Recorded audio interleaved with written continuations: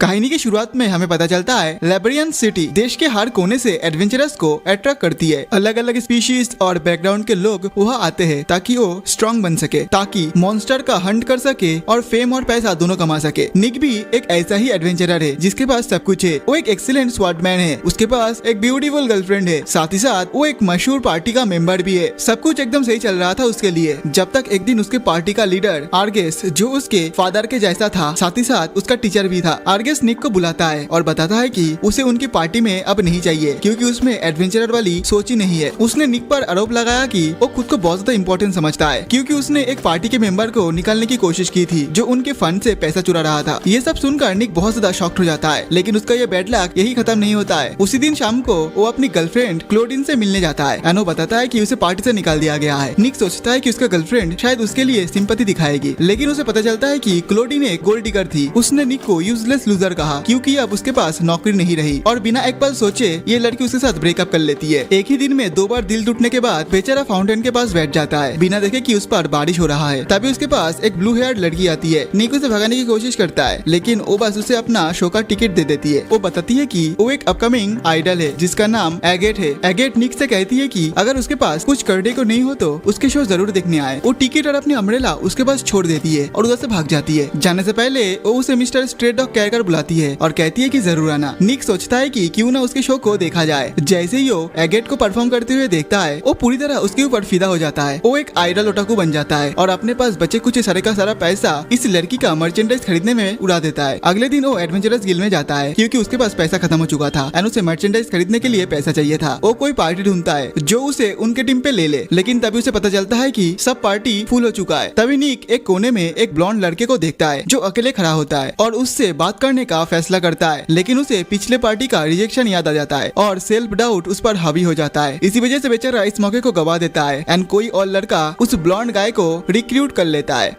पूरा दिन किसी से बात नहीं कर पाने के बाद निक जल्दी ही एक बार में चला जाता है ताकि अपनी नाकामियों को भूल सके। वो अकेले एक टेबल पर बैठ जाता है और सस्ती बियर पीता है और बेस्वाद खाना खाता है, लेकिन उधर बैठा हुआ groups and parties, friends, power, love, इन सब के बारे में बातें वगैरह कर रहा होता है जो कि उस खाने से भी ज्यादा बेस्वाद लग रहा था उसे। तभी एक और ग्रुप उधर आ जाता है और उन्हें निक के टेबल में बैठना पड़ता है क्योंकि और कोई टेबल खाली नहीं था। वो एक एक करके बैठते हैं और निक को समझ आ जाता है कि ये लोग एक साथ नहीं आए हैं। पहले एक रिच गर्ल जो फैंसी कपड़े पहना हुआ होते हैं और उसकी हाथ में एक बड़ा मैजिक स्टोन भी होती है। निक समझ जाता है कि ये लड़की किसी नोबल फैमिली से है, लेकिन वो सोचता है कि एक ऐसी लड़की इधर क्या कर रही है। अब उसके बाजू में एक लड़का बैठा होता है एंड उसके कपड़े से लग रहा था कि वो किसी प्रीस्ट है, लेकिन वो पहले से ही नशा किया होता है और उसके शरीर से चीप वुमेन्स परफ्यूम की स्मेल आ रही थी, जिससे निक को समझ आ जाता है कि ये लड़का किसी रेड लाइट एरिया से आ रहा है। ऊपर से उसके पास प्रीस्ट का जो मेटल होता है वो भी नहीं होता है। इसका मतलब इस लड़के को चर्च से बाहर निकाल दिया गया है। तीसरी एक ड्रैगन गर्ल होती है जिसके पूरे शरीर पर स्कार्स होती है। निक समझ जाता है कि उसने काफी बैटल्स देखी है, लेकिन अंदर से वो एक डरा हुआ और इंजर्ड एनिमल लगती है। अब उधर बियर आती है। तीनों एक ही बार में उस बियर को पी जाता है। वो अपना मग टेबल पर जोर से फेंकता है और चिल्ला के कहता है कि वो इंसान पर भरोसा नहीं कर सकता है। वेल, निक अकेला नहीं था, उसके साथ साथ बाकी तीनों भी सेम ही बात बोलता है। तब सब एक दूसरे की तरफ देखता है और समझ जाता है कि वो सब किसी न किसी तरीके से एक जैसा ही है, इसीलिए वो अपनी अपनी कहानी शेयर करना शुरू कर देते हैं। सबसे पहले रिच लड़की अपनी कहानी बताती है। उसका नाम होती है टायाना। वो कहती है कि वो कभी इस देश की सबसे प्रेस्टिजियस मैजिक स्कूल की टॉप स्टूडेंट थी। सब लोग उसकी एबिलिटीज और उसकी हम्बलनेस की तारीफ करते थे। एक दिन वो कैफेटेरिया में गई और देखा कि उसकी फियांसे किसी और लड़की के साथ बैठा हुआ है। टायाना ने पहले कुछ नहीं सोचा, वो जाके उधर बैठ जाता है और उसे अपनी पूरा का पूरा दिन बताने लगती है कि उसका पूरा दिन कैसे गई। उसने बताया कि टीचर्स ने उसकी नई मैजिक का तारीफ की, लेकिन उसका फियांसे एक मिसोजिनिस्टिक घटिया आदमी निकला जिसका सोच बहुत ज्यादा घटिया एंड फ्रेजाइल था। उसे टायाना की सक्सेस चुभने लगी और उसने उस पे चिल्लाना शुरू कर दिया। वो खुद को बहुत ज्यादा इम्पोर्टेंट समझती है। उसके साथ बैठी लड़की ने भी टायाना पर इल्जाम लगाया कि वो दूसरे स्टूडेंट को नीचा दिखाती है क्योंकि वो एक नोबेल है। उस लड़की ने ये तक कह दिया कि टायाना ने टीचर्स को सीड्यूस किया ताकि उसे अच्छा मार्क्स मिल सके और उसका फियांसे ये सब कुछ मान गया और उसके साथ ब्रेकअप कर लिया। इसके बाद दिल टूटी टायाना ने स्कूल छोड़ दिया और अपने पापा से परमिशन ले ली कि वो घर छोड़कर अलग रहे। वो लाइब्रेरियन सिटी आई ताकि वो नौकरी कर सके, लेकिन किसी ने उसे हायर नहीं किया किया। एक दिन सड़क पर वो अपनी किस्मत पर आंसू बहा रही थी, तब उसने एक गैम्बलिंग कंपनी का एड देखा। टायना ने टिकट खरीदा और पहली बार में ही जीत गई। इसके बाद से वो गैम्बलिंग खेलने लगी एंड इसका नशा इतना तक चढ़ गया कि बेचारी सब कुछ हार गई इस गैम्बलिंग के चक्कर में। अब उसके पास कुछ नहीं है, किराया तक देने का पैसा नहीं है, इसीलिए उसने सोचा कि एडवेंचर ट्राई कर लेती हूँ और अगले ही दिन पार्टी ढूंढने निकली। लेकिन जब भी कोई उसे रिक्रूट करने आता, उसका ये रेस्टिंग फेस देखकर वो लोग डर कर भाग जाते। इस वजह से वो इधर आई है अपनी तकलीफ को भुलाने के लिए, मतलब बियर पीने के बाद अपनी तकलीफ भूल जाएगी, जिस वजह से वो इस बार में आई है।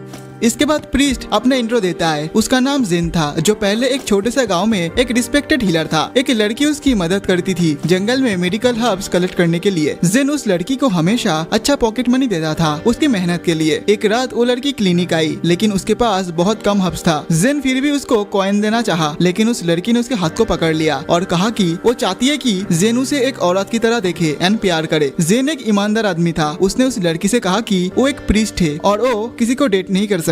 उस लड़की को उसकी बात बहुत ज्यादा चुभी और वो रोते हुए उधर से भाग गई, उसे गालियां देते हुए। अगले दिन जब जेन अपने पेशेंट को हील कर रहा था, कुछ प्रीस्ट उसके क्लिनिक पर आया और उसे बाहर ले गया। जेन ने देखा कि वो लड़की उनके पीछे खड़ी है। देखने से लग रहा था कि वो काफी दुखी और हर्ट लग रही थी। जेन उससे पूछने चाहा कि क्या हुआ, लेकिन उसे पता चला कि उस लड़की ने उस पर हैरेसमेंट का इल्जाम लगाया है, सिर्फ इसलिए क्योंकि उसने उसका प्रपोजल एक्सेप्ट नहीं किया। उस लड़की ने सबके सामने रोककर उसके दिया कॉइन फेंक दिया और कहा कि जेन ने उसे ये सब कुछ दिया है उसे चुप रहने के लिए। जेन को अपना सच बताने का मौका तक नहीं मिला और उसे 3 महीने तक गंदी जेल में रखा गया। और जब उसे जेल से निकाला गया तो उस गांव के लोगों ने उसे उस गांव से निकाल दिया। जेन वहाँ से एक छोटे से शहर में आया जहाँ एक सुंदर सी लड़की उसे पहले से ही जानती थी। उसने जेन का मुस्कुराते हुए स्वागत किया। जेन ने देखा कि उसके कमर में काफी दर्द है। जेन ने उसे ऑफर किया कि वो उसकी इलाज कर देगा। उस रात जेन ने उसे हील किया और मॉर्निंग में उस लेडी का दर्द ठीक हो गया। उस लेडी ने जेन से कहा कि उसे लगता है कि वो एक अच्छा इंसान है। उसने ये भी कहा कि उसे लेब्रन सिटी में जाना चाहिए और एक एडवेंचर बनना चाहिए ताकि बिना किसी गिल्ट के वो अपनी जिंदगी जी सके। सिर्फ इतना ही नहीं, उसने जेन को एक बैग दिया एंड उसमें कुछ सामान भी दिया। जेन ने कहा कि वो ये सब नहीं ले सकता, लेकिन उस लेडी ने उसे लेने पर जोर दिया क्योंकि ये सब उसके एक दोस्त की थी जब वो पहले एडवेंचरर थी। उसके बाद जेन को मैच्योर औरतें पसंद आने लगी और उसने सोचा कि वो एडवेंचरर बन के उनके साथ मजा करेगा। फिर अब बारी आती है ड्रैगन गर्ल की। जब निक उसे कहता है कि अब तुम अपनी कहानी सुनाओ, तो वो लड़की घबरा जाती है। वो कहती है कि उससे कुछ बहुत कीमती चीज छीन ली गई है किसी ऐसे इंसान के द्वारा जो उसके बहुत करीब था। सब लोग शर्मिंदा हो जाते हैं क्योंकि उन्हें लगता है कि वो अपनी वर्जिनिटी की बात कर रही है, लेकिन असल में ड्रैगन गर्ल करेन इतनी ज्यादा ड्रंक होती है कि वो प्रॉपर्ली एक्सप्लेन नहीं कर पाती है। सब लोग और ज्यादा जी भर के पीते हैं। अगले दिन सुबह निक अपने आखिरी रात के पीने वाले दोस्तों के साथ एक अजीब जगह पर उठता है। टायना सबको बताती है कि ये उसके रूम है और सबको निकलने को कहती है। सब निकलने लगता है, लेकिन तभी निक उन्हें रोकता है। वो उनसे पूछता है कि क्या उनका अलग हो जाना सही फैसला होगा। वो कहता है कि अगर वो सब सच रहे तो इतना पैसा कमा सकता है कि आराम से जी सके। वो जोर देता है कि वो सब आउटकास्ट है जिनका कहीं कोई ठिकाना नहीं, इसलिए उन्हें अपनी पार्टी बना लेनी चाहिए। सब लोग तुरंत ही उस प्लान को मान जाते हैं और एडवेंचरस गिल्ड में रजिस्टर करवाने चले जाते हैं। ओल्ड रिसेप्शनिस्ट उन्हें देखती है और नोटिस करता है कि निक एक मशहूर पार्टी का प्राइमरी ऑफेंसिव प्लेयर था और करेन वही एकमात्र इंसान है जो सिलिप डेंजन से जिंदा वापस आई थी अकेली। वो उनसे पूछती है कि उनका नाम क्या होगा। निक जवाब देता है कि उनका नाम होगा द सर्वाइवर्स। उस रात सब बैठते हैं और निक उनसे कहता है कि क्योंकि उन सब के साथ पहले ही धोखा हो चुका है, इसलिए कुछ रूल्स करना होगा ताकि दोबारा ऐसा ना हो। पहला रूल ये था कि कोई किसी की पर्सनल जिंदगी में दखला नहीं देगा, सब अपना अपना काम खुद संभालेगा। दूसरा, पैसों पर सबकी नजर बराबर रहेगी, उसे सिर्फ एक ही इंसान पर नहीं छोड़ा जाएगा। तीसरा और सबसे इम्पोर्टेंट रूल था कि चाहे कुछ भी हो वो सब रोज सर्वाइव करेंगे। अगले दिन वो लोग जी लेवल का डेंजन एक्सप्लोर करना शुरू करते हैं जो काफी इजी होता है, लेकिन उन्हें अगले लेवल में जाने के लिए बॉस को हराना पड़ता है क्योंकि जेन और टायना ने कभी असली बैटल नहीं देखी। इसी वजह से निक उन्हें मॉन्स्टर से डील करना सिखाता है। वो उन्हें स्लाइम मॉन्स्टर दिखाता है और बताता है कि कैसे उसे मारकर उसके कोर निकालना है जिससे मार्केट में बेच सकते हैं। सब कुछ सही चल रहा होता है, सब साथ में बातें कर रहे होते हैं और हंस रहे होते हैं। जब वो नेक्स्ट फ्लोर पर पहुंचते हैं जहाँ सब कोर को निकल रहे होते हैं, टायना कहती है कि ये सब कुछ बहुत ज्यादा इजी है, वो तो गॉब्लिन गॉब्लिन्स और एक औरत तक को हरा चुकी है। तभी वो एक स्लाइम पर फिसल जाती है और एक स्लाइम उसके चेहरे पर चिपक जाता है। वो अपनी फेस से उसको हटाती है। निक कहता है कि ज्यादा ओवर कॉन्फिडेंट मत हो एंड संभाल के रहो। डायना इरिटेट होकर अपने आइस मैजिक से स्लाइम को मारने की कोशिश करती है, लेकिन गलती से फ्रेंडली फायर हो जाता है। मतलब उसकी अटैक करेन की तरफ जा रही होती है। थैंकफुली करेन एक एक्सपीरियंस एडवेंचर होती है और अपनी तलवार से उसकी मैजिक को ब्लॉक कर देती है। लेकिन तभी वाइब चेंज हो जाती है। करेन गुस्से में कहती है कि उसने डायना पर भरोसा करने की कोशिश की थी, लेकिन पहले दिन ही ये सब कर रही है। डायना माफी मांगने की कोशिश करती है, लेकिन करेन उदास होकर वहाँ से चली जाती है। उस दिन के बाकी टाइम में वो दोनों एक दूसरे से बात नहीं करते। आखिर में वो सब टॉप फ्लोर पर पहुंच जाते हैं। चलते हुए जेन एक बड़ा पिंक स्लाइम को देखता है। निक कहता है कि ये स्लाइम का बॉस है जिसे उन्हें हराना होगा। बिना सोचे समझे डायना, जो एक जायंट इडियट लग रही थी, सीधा बॉस की तरफ दौड़ जाती है और उस पर पावरफुल आइस मैजिक का यूज करती है, जिससे वो स्लाइम फ्रीज हो जाता है। इधर उसको लग रही होती है कि वो जीत चुका है,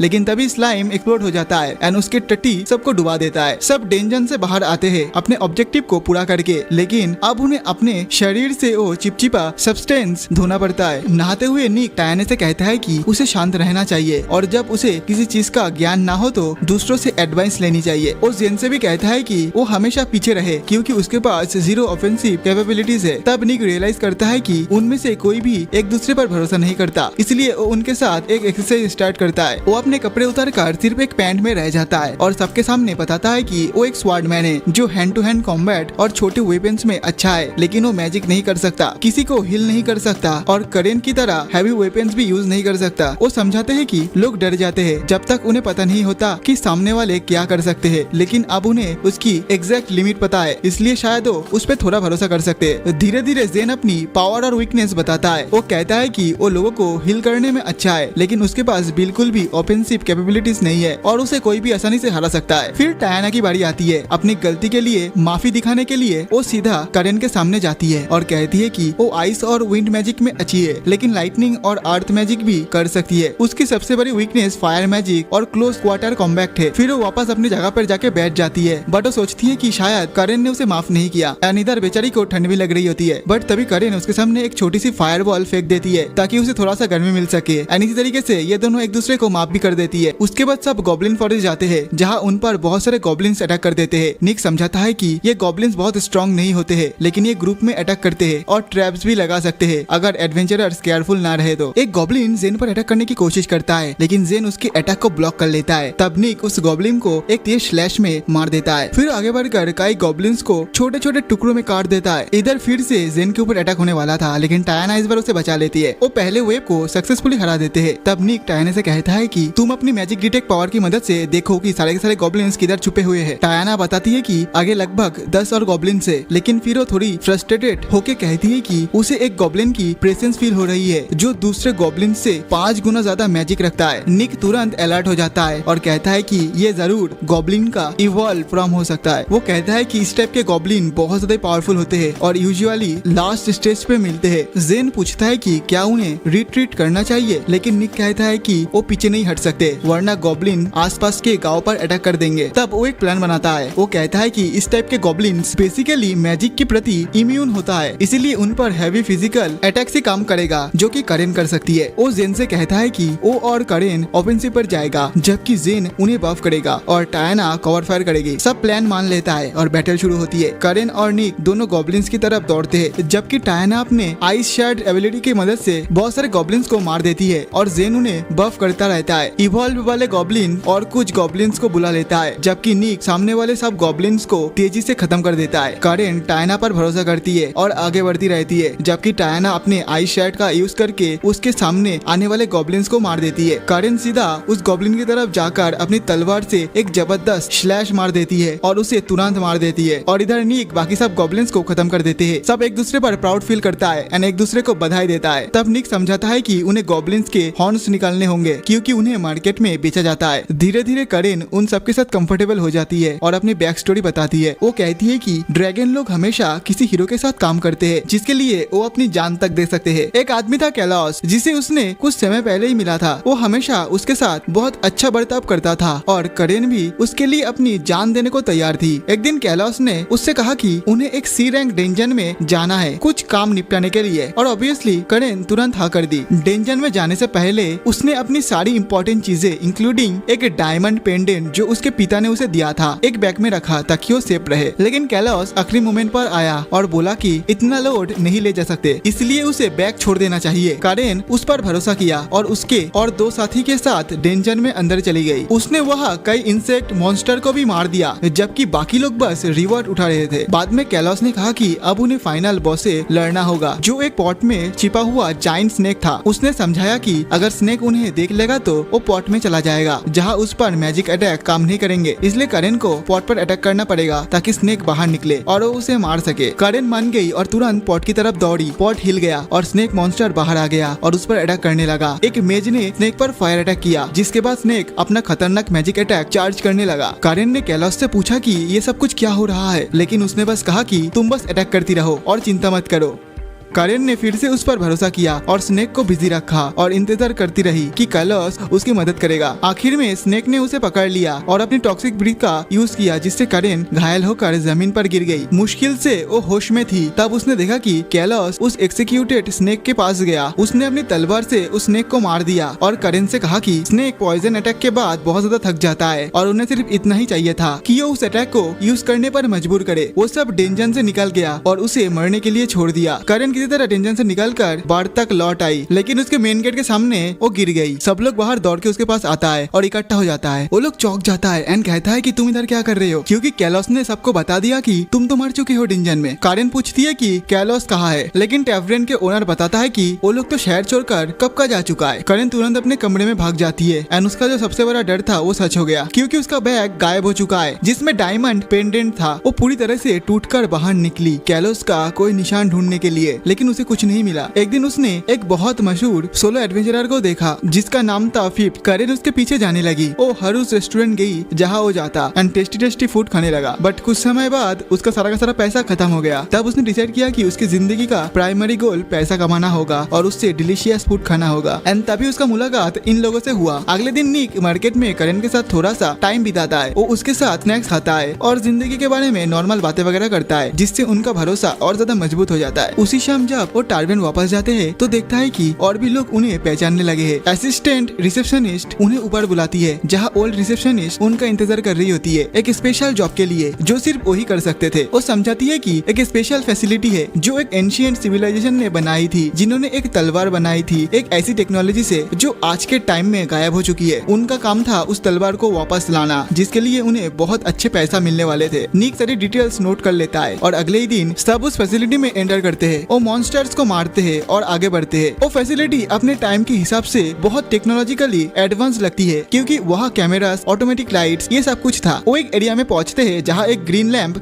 जल रहा होता है। निक जैसे ही उसे चेक करने जाता है, वॉल साइड से खुल जाती है और एक बड़ी सी डार्क रूम दिखाई देती है। सब उस रूम पे एंटर करते हैं और तभी लाइट्स ऑन हो जाती है और एक आवाज सुनाई देती है जो उन्हें उनके अब तक के सफर के लिए बधाई देती है। वो रियलाइज करते हैं कि ये आवाज एक टूटी हुई तलवार से आ रही होती है जो रूम के बीच में रखी होती है। जल्दी वो समझ जाते हैं कि यही वो लेजेंडरी तलवार है जिससे उन्हें वापस लाना था। वो थोड़ा सोचते हैं, लेकिन फिर तलवार उठाने का फैसला करते हैं। तलवार रेसिस्ट करते हुए उनसे कहती है कि उसे बेचना मत, क्योंकि वो बहुत टाइम से इधर लॉक्ड है और कुछ एक्शन देखना चाहती है। तभी अचानक से एक बड़ा एक्सप्लोजन होता है। तलवार उनसे कहती है कि तैयार हो जाओ, क्योंकि उसके गार्डियन जो कि था एक गोलैम, वो जग चुका है। धूल के बीच से एक जाइंट ब्लॉब जैसे क्रिएचर निकलता है जो जोर से आवाज निकालता है। टायना तुरंत अपनी आइस अटैक मॉन्स्टर पर लॉन्च कर देती है, लेकिन मॉन्स्टर उन्हें एब्जॉर्ब कर लेता है। कारेन दौड़कर मॉन्स्टर को पीसेस में काटने की कोशिश करती है, लेकिन तलवार उससे चीख कर कहती है कि पीछे हो जाओ, लेकिन कारेन नहीं सुनती। इधर मॉन्स्टर आइसलेस उस पर वापस फेंक देता है। एक आइसलेस उसके पेट में लगता है और दूसरा उसके सिर पर लगाकर उसे गिरा देता है। जेन तुरंत उसकी हीलिंग शुरू कर देता है और इधर निक डिसाइड करता है कि अब उसे अटैक करना ही पड़ेगा, क्योंकि कंडीशन बहुत ज्यादा खराब हो सकती है। वो मॉन्स्टर की पैर को काटने की कोशिश करता है, लेकिन ये गोलैम दोबारा से अपने पैर को रिजेनरेट कर लेता है और निक पर अटैक कर देता है। निक दूसरों से चिल्लाता है कि जल्दी से कैरन को उठाओ और डोर की तरफ भागो ताकि वो सब वहाँ से निकल सके। वो मॉन्स्टर की अटैक को डॉज करते रहता है, जबकि उसकी पीठ पर बड़ी तलवार उससे चीख कर कहती है कि कोई भी रेंज अटैक या शार्प वेपन उस मॉन्स्टर को नुकसान नहीं पहुंचा सकते, उसे इस्तेमाल करो, क्योंकि यही एक तरीका है गोलैम को मारने का। निक डिसाइड करता है कि वो इस तलवार की बात को सुनेगा। वो तलवार को उठाता है और ब्लेडलेस स्वॉर्ड तुरंत ब्राइट लाइट एमिट करने लगती है और एक एनर्जी स्वाड बन जाती है। बाकी पार्टी डोर तोड़ने की कोशिश कर रही होती है, लेकिन टायना वापस आकर बताती है कि दरवाजा इंडिस्ट्रक्टिबल है, मतलब इस दरवाजे को तोड़ा नहीं जा सकता। गोलेम दोबारा निक पर अटैक करता है, लेकिन इस बार निक अटैक को डॉच करके उस पर स्लैश करता है और उसकी एक हाथ काट देता है। लेकिन शॉकिंगली गोलेम का कटा हुआ हिस्सा जिंदा हो जाता है और निक को पकड़ लेता है। गोलेम उसे पंच करके एक होल में गिरा देता है। टायना तुरंत एक फ्रीजिंग स्पेल गोलेम पर यूज करती है और करेन से चिक्कर कहती है कि जल्दी से निक को ढूंढो। थैंकफुली इसकी स्पेल काम कर जाता है और वो गोलेम वही फ्रीज हो जाता है और तब करेन उसके पास से होकर होल में जाती है। लेकिन सरप्राइजिंगली गोलेम आइस को तोड़ देता है और उनकी तरफ चलने लगता है। जिन तुरंत टायना को बफ करता है, जबकि टायना फिर से फ्रीजिंग स्पेल का यूज करती है ताकि निक और करेन को भागने का टाइम मिल सके। करेन होल में एंटर करती है, लेकिन वो देखती है कि निक रबेल के नीचे दबा हुआ है। वो तुरंत पत्थर हटाने लगती है। निक उसे कहता है कि उसे छोड़कर भाग जाओ, लेकिन करेन गुस्से में कहती है कि मुंह बंद रखो, या तो सब इधर से मिलकर वापस जाएंगे या फिर कोई भी नहीं। ये कहते हुए वो आखिरी पत्थर हटाकर निक को उठाने में मदद करती है, जिससे निक का उस पर भरोसा और ज्यादा गहरा हो जाता है।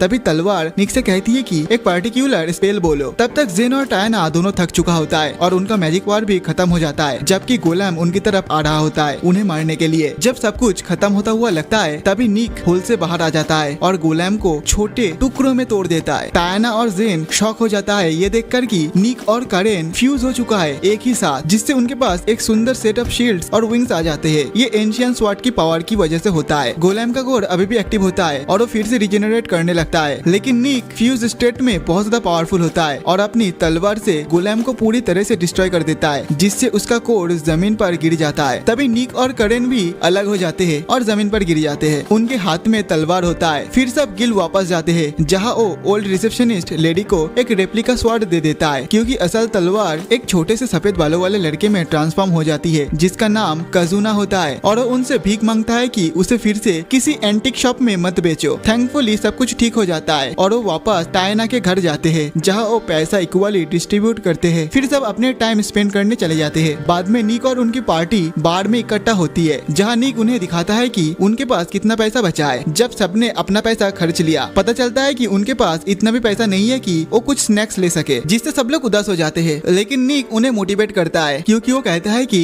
अब नेक्स्ट डेंजन के लिए तैयार हो जाओ। जब वो अगले डेंजन में एंटर करते हैं, तब उन्हें एक आइस लेक दिखते हैं, जिसमें कई क्रिएचर फ्रोजन होता है। साथ ही उन्हें एक जाइंट ओगर भी दिखता है जो आइस पर बैठा होता है। सब लोग धीरे से हाई ग्राउंड पर चढ़ जाते हैं, अपनी आवाज नीचे रखते हुए, लेकिन करेन उस मॉन्स्टर की और भी ज्यादा करीब चली जाती है, जैसे ये उसके लिए कोई गेम हो। ये देखकर कजुना एक्साइटेड हो जाता है, क्योंकि वो अपने आप को साबित करना चाहता था, इसलिए वो सीधा ऑर्गा की तरफ भाग जाती है चिल्लाते हुए, जिससे उनका पूरा का पूरा प्लान खत्म हो जाता है। वो अपनी तलवार निकालता है, जैसे ही मॉन्स्टर अपना आइस क्लब उठाता है और कजुना पर अटैक करता है, लेकिन शुक्र है कि कजुना अपनी तलवार की मदद से उस अटैक को ब्लॉक कर लेता है। ये देखकर सब लोग बहुत ज्यादा हैरान हो जाते हैं, क्योंकि ऑर्गार बहुत ज्यादा स्ट्रॉन्ग लग रहा था। उन्हें उम्मीद नहीं थी कि कजुना अपनी पतली सी तलवार से उसके अटैक को रोक लेगा। ऑर्गार थोड़ा सा पीछे होता है और उस पर आइस ग्लास से अटैक करता है, लेकिन कजुना उसे ऐसे हटा देता है कि जैसे वो टेनिस खेल रहा हो। फिर वो तुरंत ऑर्गार की तरफ भागकर जाता है और उस पर तलवार से अटैक करता है, लेकिन ऑर्गार अपने क्लब से उसके अटैक को रोक लेता है। कजुना बस मुस्कुराकर एक और अमेजिंग एबिलिटी यूज करता है, जिससे वो अपना एक क्लोन बना लेता है और वो दोनों क्लोन्स ऑर्गा को दोनों साइड से स्लैश कर देता है और उसे तुरंत ही मार देता है। सब उसके चारों तरफ जमा हो जाते हैं। जब निक कमेंट करता है कि उसे थोड़ा थका थका महसूस हो रहा है, जबकि उसने तो कुछ किया ही नहीं। कजुना जवाब देता है कि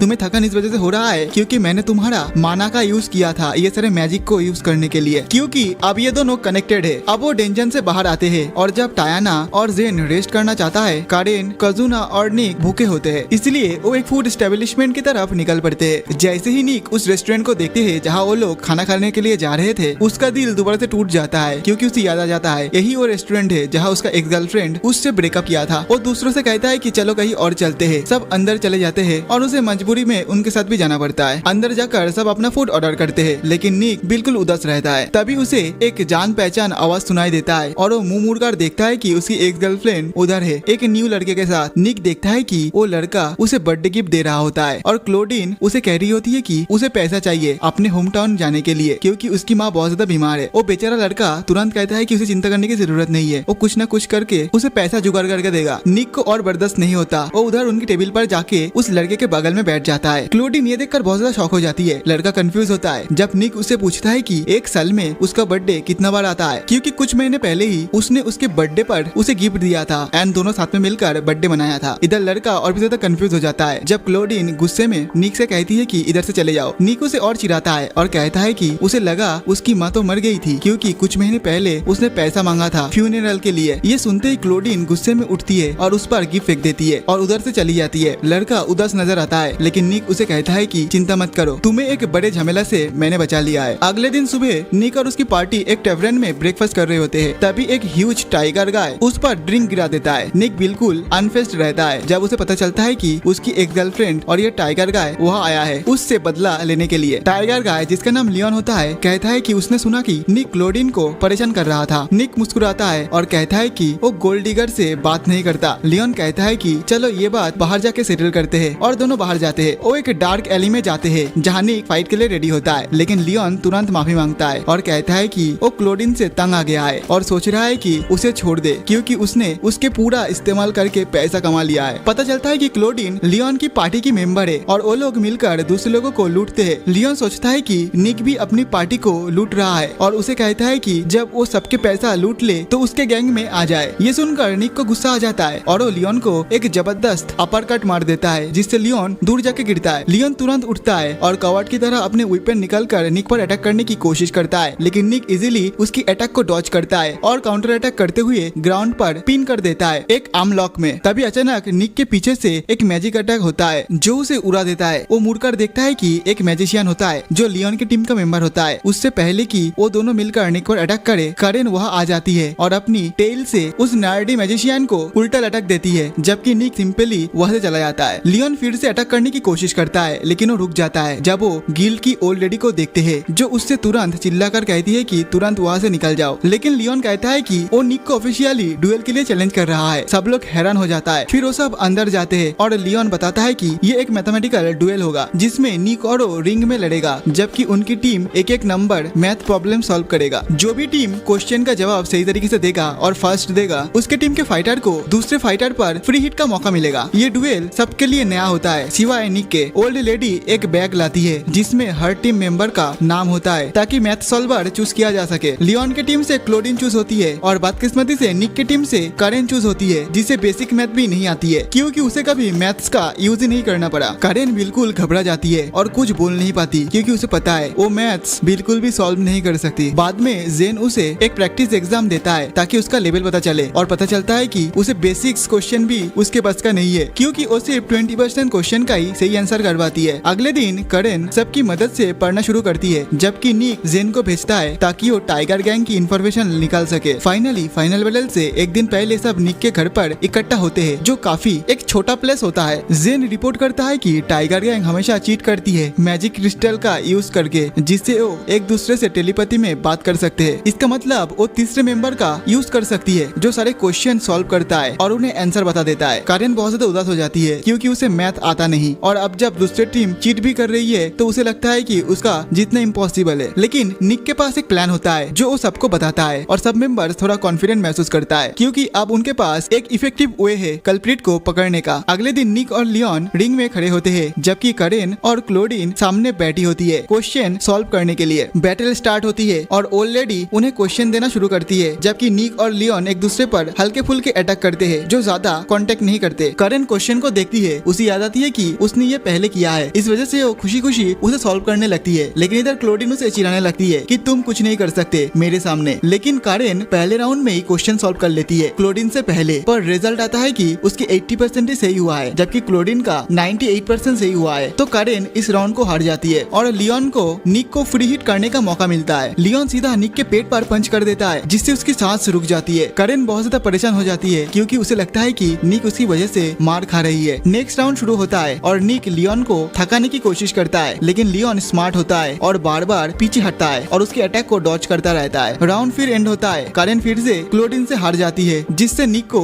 एक और बड़ा पंच लगता है उसके चेहरे पर। करेन डर के मारे कांपने लगती है और निक से माफी मांगती है, जबकि निक खून बहाते हुए उससे कहता है कि वो उस पर विश्वास करता है, उसे पूरा यकीन है कि वो अगले राउंड जीतेगी। ये सुन के करेन को हिम्मत मिलती है और वो दोबारा मैच सॉल्व करने लगती है। इधर टायाना जल्दी से पूरे क्राउड को स्कैन करने लगती है ताकि उसे पता चले कि कौन इस मूर्ख लड़की को मतलब क्लोडिन को मदद कर रही है चीटिंग करने में। लेकिन उसे समझ आता है कि अभी तक कोई भी मैजिक क्रिस्टल का यूज नहीं किया है। ये देखकर उसे लगती है कि शायद दूसरी टीम को ये लगता है कि वो बिना किसी चीटिंग किए करेन को हरा सकती है, इसीलिए ये लोग चीटिंग नहीं कर रहा है। अगर ऐसा सब कुछ चलता रहा तो निक का प्लान फेल हो जाएगा, इसीलिए वो लोग प्लान का पार्ट 2 शुरू कर देते हैं। इधर निक टाइम को जाया करने की कोशिश करता है, जबकि टायाना सबको ध्यान अपनी तरफ खींचती है और कहती है कि मैच बहुत ज्यादा लंबा चल रही है, जिस वजह से सब कुछ बोरिंग लग रहा है, तो इसीलिए सारे क्वेश्चन एक ही राउंड में सॉल्व करना चाहिए ताकि मैच तुरंत ही खत्म हो जाए और हारने वाला सारे पेनल्टी पंचेस एक साथ ले ले। उसकी ये बात सुन के सभी लोग बहुत ज्यादा हैरान हो जाते हैं, लेकिन सभी लोग बोर भी हो रहा था, जिस वजह से सभी लोग खुश हो जाती है एंड एग्री कर लेती है उसकी बात से। सारे क्वेश्चंस दोनों प्लेयर्स को एक ही साथ दे दिया जाते हैं। करेन को क्वेश्चन सॉल्व करना नहीं आता, लेकिन वो खुद उन क्वेश्चन को जानती थी, तो वो जल्दी से शीट को फिल करने लगती है। ये देखकर क्लोडिन डर जाती है, हालांकि उसे पता है कि वो खुद सारे क्वेश्चन सॉल्व कर सकती है, लेकिन वो अपनी स्पीड पे डाउट करती है और चीटिंग करने के बारे में सोचती है। वो अपना मैजिक क्रिस्टल यूज करके क्लॉक टावर में बैठा एक लड़के से बात करती है जो कैलकुलेटर से क्वेश्चन सॉल्व करके उसे आंसर बताता है। टायाना फिर से पूरी एरिया को स्कैन करती है और इस बार उसे ये लड़का दिख जाता है। वो कजुना और जेन के साथ वॉच टावर जाती है और उस लड़के को पकड़ लेता है। लियोन को कुछ गड़बड़ लगता है और वो क्लोडिन को वार्न करने की कोशिश करता है, लेकिन निक उस पर अटैक करके उसे रोक देता है। इधर क्लोडिन को आंसर नहीं मिल पा रही थी, एनो फोकस नहीं कर पा रही थी, जिस वजह से वो बहुत ज्यादा गुस्सा हो जाती है। टायाना इस लड़के को बांधकर उधर ले आता है और सबके सामने उसकी मैजिक क्रिस्टल दिखाती है। ऑलरेडी तुरंत समझ जाता है कि इधर क्या चल रहा है और टाइगर टीम को डिस्क्वालीफाई कर देती है और वो गार्ड्स को बुलाकर उन्हें ले जाने को कहती है। बाद में निक और उसकी पार्टी टेबरन में डिनर करने जाता है और अपनी जीत का सेलिब्रेशन करते हैं। उस रात उन्हें एक्स्ट्रा कैश भी मिलता है, तो टायाना डिसाइड करती है कि वो कैसीनो जाएगी। काजुना को पता चलता है कि उस कैसीनो में एक स्पेशल आइसक्रीम बिकती है, तो निक को उसके साथ जाना पड़ता है। वो कैसीनो पहुंचते हैं और काजुना आइसक्रीम लाइन पे लग जाता है, जबकि टायाना टेबल पर बैठकर गैम्बल करने लगती है दूसरे 4 लोगों के साथ। वो बहुत सारे पैसा जीतने लगती है। काजुना डिसअपॉइंट होता है कि क्योंकि आइसक्रीम खत्म हो जाती है। वो निक से कहता है कि अब वो घर जाना चाहता है, लेकिन निक उसे कहता है कि थोड़ी देर वेट करो और देखो लोग कैसे गैम्बल करते हैं। तभी टायाना एक लड़के का सारा पैसा जीत लेता है, जो एक अमीर ब्लू हेयर लड़की के लिए पैसा उड़ा रहा था। अचानक से एक बड़ा हंगामा मच जाता है उधर, जब एक जाइंट टाइगर मॉन्स्टर कैसीनो में आ जाता है और तोड़फोड़ करने लगता है। वो सब गार्ड्स को हटा देता है और टायाना को कॉर्नर ले आता है और पूछता है कि निक कहाँ है। टायाना को समझ आता है कि ये मॉन्स्टर लियोन है, जिससे उनका एक दिन पहले फाइट हुआ था। पता चलता है कि जेल में पकड़े जाने के बाद लियोन निक के लिए इतना नफरत से भर गया था कि उसने एक स्पेशल स्वाट का यूज किया जो कजुना जैसा ही था और उसने उसकी मदद से प्रिजन तोड़कर भाग लिया। स्वाट की पावर से वो मॉन्स्टर बन गया और निक की स्मेल को फॉलो करते हुए कैसीनो पहुंच गया। वो टायाना से कहता है कि निक का लोकेशन बताए, लेकिन वो कहती है कि उसे नहीं पता। जब वो उसे धमकी देता है तब भी टायाना बस सिगरेट पीती है बड़े स्वैग से, जिससे टाइगर मॉन्स्टर बहुत ज्यादा कंफ्यूज हो जाता है। अचानक से वो अपना लाइटर जो मैजिक से इन्फ्यूज था उसे यूज करती है और मॉन्स्टर पर ब्लास्ट कर देती है। फिर वो एक ब्लू हेयर वाली लड़की के साथ उधर से भाग जाती है जो उसके साथ ही फंस गई थी, लेकिन टाइगर मैन जल्द ही हील कर लेता है और उनके ऊपर एक बेंच फेंकता है एंड उसके रास्ते को ब्लॉक कर देती है एंड उन दोनों को हवा में उछाल देती है। वो उनकी तरफ बढ़ने लगता है। तब टायाना वो जो ब्लू हेयर लड़की है उसके साथ जो लड़का आया था उसको बोलती है कि तुम इस लड़की को लेके इधर से चले जाओ। मॉन्स्टर उसके पास आता है और तलवार निकाल कर उसे मारने वाला होता है कि तभी निक वहाँ आ जाता है और अपनी एनर्जी स्वॉर्ड से उसके अटैक को रोक लेता है। टाइगर मॉन्स्टर निक को देखकर और भी ज्यादा गुस्से में आ जाता है और वो उसे गालियां देने लगता है। फिर वो अपनी तलवार से और ज्यादा डार्क पावर एक्सट्रैक्ट करता है एंड और भी ज्यादा बड़ा मॉन्स्टर बन जाता है। मॉन्स्टर निक को पंच करने की कोशिश करता है, लेकिन निक आसानी से उसके अटैक को डॉज कर लेता है। तब टायाना निक से कहती है कि चलो एक साथ मार्च हो जाते हैं ताकि वो इसे खत्म कर सके। दोनों पीछे हट जाते हैं और कजुना की पावर की मदद से वो दोनों एक साथ मार्च हो जाते हैं एंड एक सुंदर फीमेल नाइट में तब्दील हो जाता है, जिसके पास अमेजिंग आर्मर एंड उड़ने की पावर होता है। टायाना आइस बॉल एबिलिटी का यूज करती है, लेकिन लियोन रेज में आके दीवार तोड़कर कैसीनो के अंदर भाग जाता है। वो सब कुछ तोड़ते हुए एंड लोगों को फेंकते हुए आगे बढ़ता है। टायाना उसे एक आइस प्रिजन शील्ड का यूज करती है जो उसे अंदर कैप्चर कर लेता है और उस पे आइसलैश बरसाने लगती है, लेकिन लियोन उस शील्ड से भी निकल जाता है। आखिर में टायाना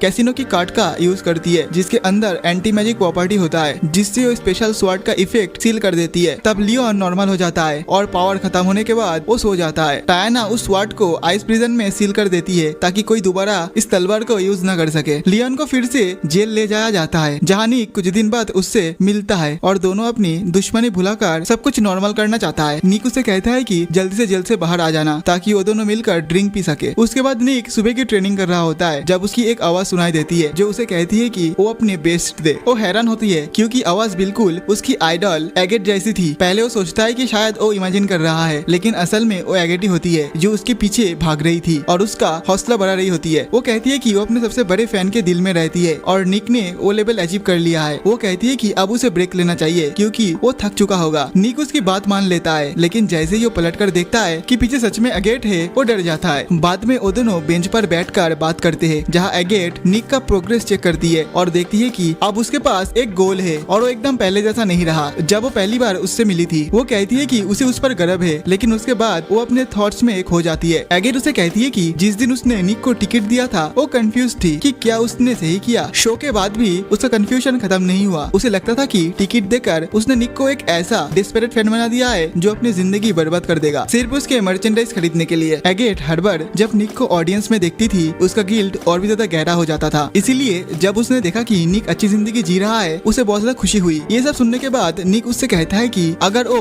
आइडल फैन नहीं बनती तो उसके लाइफ बहुत ज्यादा अलग होती और शायद वो जी भी नहीं पाता। उसने एगेट का शुक्रिया अदा किया और कहा कि उसने उसे डार्कनेस से बाहर निकाला और इस वजह से उसके लिए एक ट्रू आइडल है। एगेट कहती है कि उसका आंसर सुनकर उसे बहुत ज्यादा अच्छा लगा, लेकिन फिर भी वो कुछ चीजों को लेकर अजीब फील कर रही है। निक समझ जाता है कि उसकी फेवरेट आइडल को कुछ परेशानी है क्योंकि उसने अचानक से अपने सारे शोज और पब्लिक अपीयरेंस कैंसिल कर दिए थे। इसके पीछे एक गहरी कहानी थी। एगेट का असली नाम बिली था और एक टाइम पर वो अपने बॉयफ्रेंड के रेस्टोरेंट पर गाती थी जहाँ कोई नहीं आता था। इस वजह से किसी ने उसका गाना सुना तक नहीं और उसे समझ नहीं आ रहा था कि वो अपनी जिंदगी में क्या कर रही है। एक रात एक अमीर गंजे वाले आदमी उसके गाने का तारीफ करता है और उसे बिना मांगे एडवाइस देने लगता है। वो आदमी कहता है कि वो एक प्रोड्यूसर है और पूछता है कि क्या वो आइडल बनना चाहेगी। एगेट इतना ज्यादा हैरान हो गई थी ये बात सुन के कि वो कुछ कह ही नहीं पाई। तभी उसका बॉयफ्रेंड डॉनी वहाँ आ गया और उसने उस गंजे आदमी का सामना किया। पहले वो थोड़ा सा अजीब एक्ट कर रहा था, लेकिन जैसे उसे पता चलता है कि आइडल बहुत ज्यादा पैसा कमाता है उसने तुरंत साइड चेंज कर ली और एगेट को उस आदमी को भेज दिया। इधर एगेट इस विषय को लेकर श्योर नहीं थी, लेकिन डॉनी खुद को उसका मैनेजर डिक्लेयर कर दिया। फिर वो गंजा आदमी उन दोनों को एक आइडल कॉन्सर्ट का टिकट देता है ताकि वो इस दुनिया के बारे में और जान सके। जब एगेट कॉन्सर्ट गई तो वो इतनी शर्मिला थी कि दूसरी लड़कियों से आंखें तक नहीं मिला पा रही थी, लेकिन जैसे आइडल्स स्टेज पर आई और परफॉर्म करना शुरू किया एगेट उनमें खो गई एंड उसकी दिल लालच से भर गई और उसने सोचा कि वो भी उन आइडल्स की तरह बनेगा। वो चाहती थी कि लोग उसका गाना सुने और उन्हें एंजॉय करे, इसीलिए उसने आइडल बनने का फैसला किया। बाकी लड़कियां भी वैसे ही थी और सबने अपने स्टेज नेम्स रखे जब वो एक आइडल ग्रुप बनने की ट्रेनिंग लेने लगी। जब एगेट को अपने नया काम में सक्सेस और खुशी मिल रही थी उसका डॉनी के साथ रिश्ता बिगड़ने लगा। डॉनी उससे पैसा मांगने लगा क्योंकि उसका रेस्टोरेंट अच्छा नहीं चल रहा था और वो उसे मना भी नहीं कर पाई। जल्द ही उसने देखा कि डॉनी उसके दिए हुए पैसा जुआ में उड़ा रहा है जो उसके लिए बहुत ज्यादा दुख का कारण था। उसके बदलते बिहेवियर ने एगेट को उनके सफर की शुरुआत के बारे में सोचने पर मजबूर कर दिया। डॉनी बस एक रेस्टोरेंट खोलना चाहता था जहाँ सब शांति से खा सके और एगेट स्टेज पर गाना गा के सबका मनोरंजन करे। उस दिन उसने रेस्टोरेंट को घूर कर देखा और सोचा कि टाइम कैसे बदल गया है। उसी दिन उसने निक को देखा। उसने देखा कि निक की गर्लफ्रेंड उससे ब्रेकअप कर रही थी और ये चीज देख के उसको निक पर दया आई। बाद में जब बारिश होने लगी और निक घर लौट रहा था तब एगेट उसका पीछे चली गई। वो उसके पास फाउंटेन पर आई और उससे कैजुअली कन्वर्सेशन शुरू की जिससे निक की जिंदगी बदल गई। जल्दी ही डॉनी ने एगेट से कहा कि वो उसके साथ कैसीनो चले ताकि वो उसे दिखा सके कि वो कितना जीत सकता है। पता नहीं क्यों लेकिन ये बातें एगेट को ब्रेकअप जैसा महसूस हुई, फिर भी वो उसके साथ चली गई। वही उसने पहली बार टायना को देखा जो कैसीनो में सब कुछ जीत रही थी। एगेट ने देखा कि टायना हमेशा उसी की तरफ देख रही थी। उसे लगा कि टायना किसी और को नहीं बल्कि खुद को ही बर्बाद करने आई है। जब टायना ने उसके सारे पैसे जीत लिया तो उसने बस एक हल्की सी स्माइल दिया और धुएं में गायब हो गई। उसके बाद एगेट ने निक और टायना को फ्यूज वर्जन में देखा, लेकिन वो सिर्फ टायना को ही पहचान पाई। उसने देखा कि कैसे टायना ने अपनी मैजिक स्वॉर्ड से उस बड़े टाइगर मॉन्स्टर को हरा दिया और वो उससे इम्प्रेस हो गई। एगेट टायना से इतना ज्यादा इंस्पायर हो चुकी है कि उसने टायना को अपना इंस्पिरेशन बना लिया। अगले सुबह टकले प्रोड्यूसर ने डॉनी के सारे कर्जा चुका दिया और उससे कहा कि वो बस कुकिंग पर ध्यान दे और किसी और चीज की चिंता ना करे। लेकिन उसने ये भी कहा कि उसका एगेट के साथ रिश्ता यही खत्म हो गया है और ये कोई सलाह नहीं बल्कि ऑर्डर था। डॉनी ने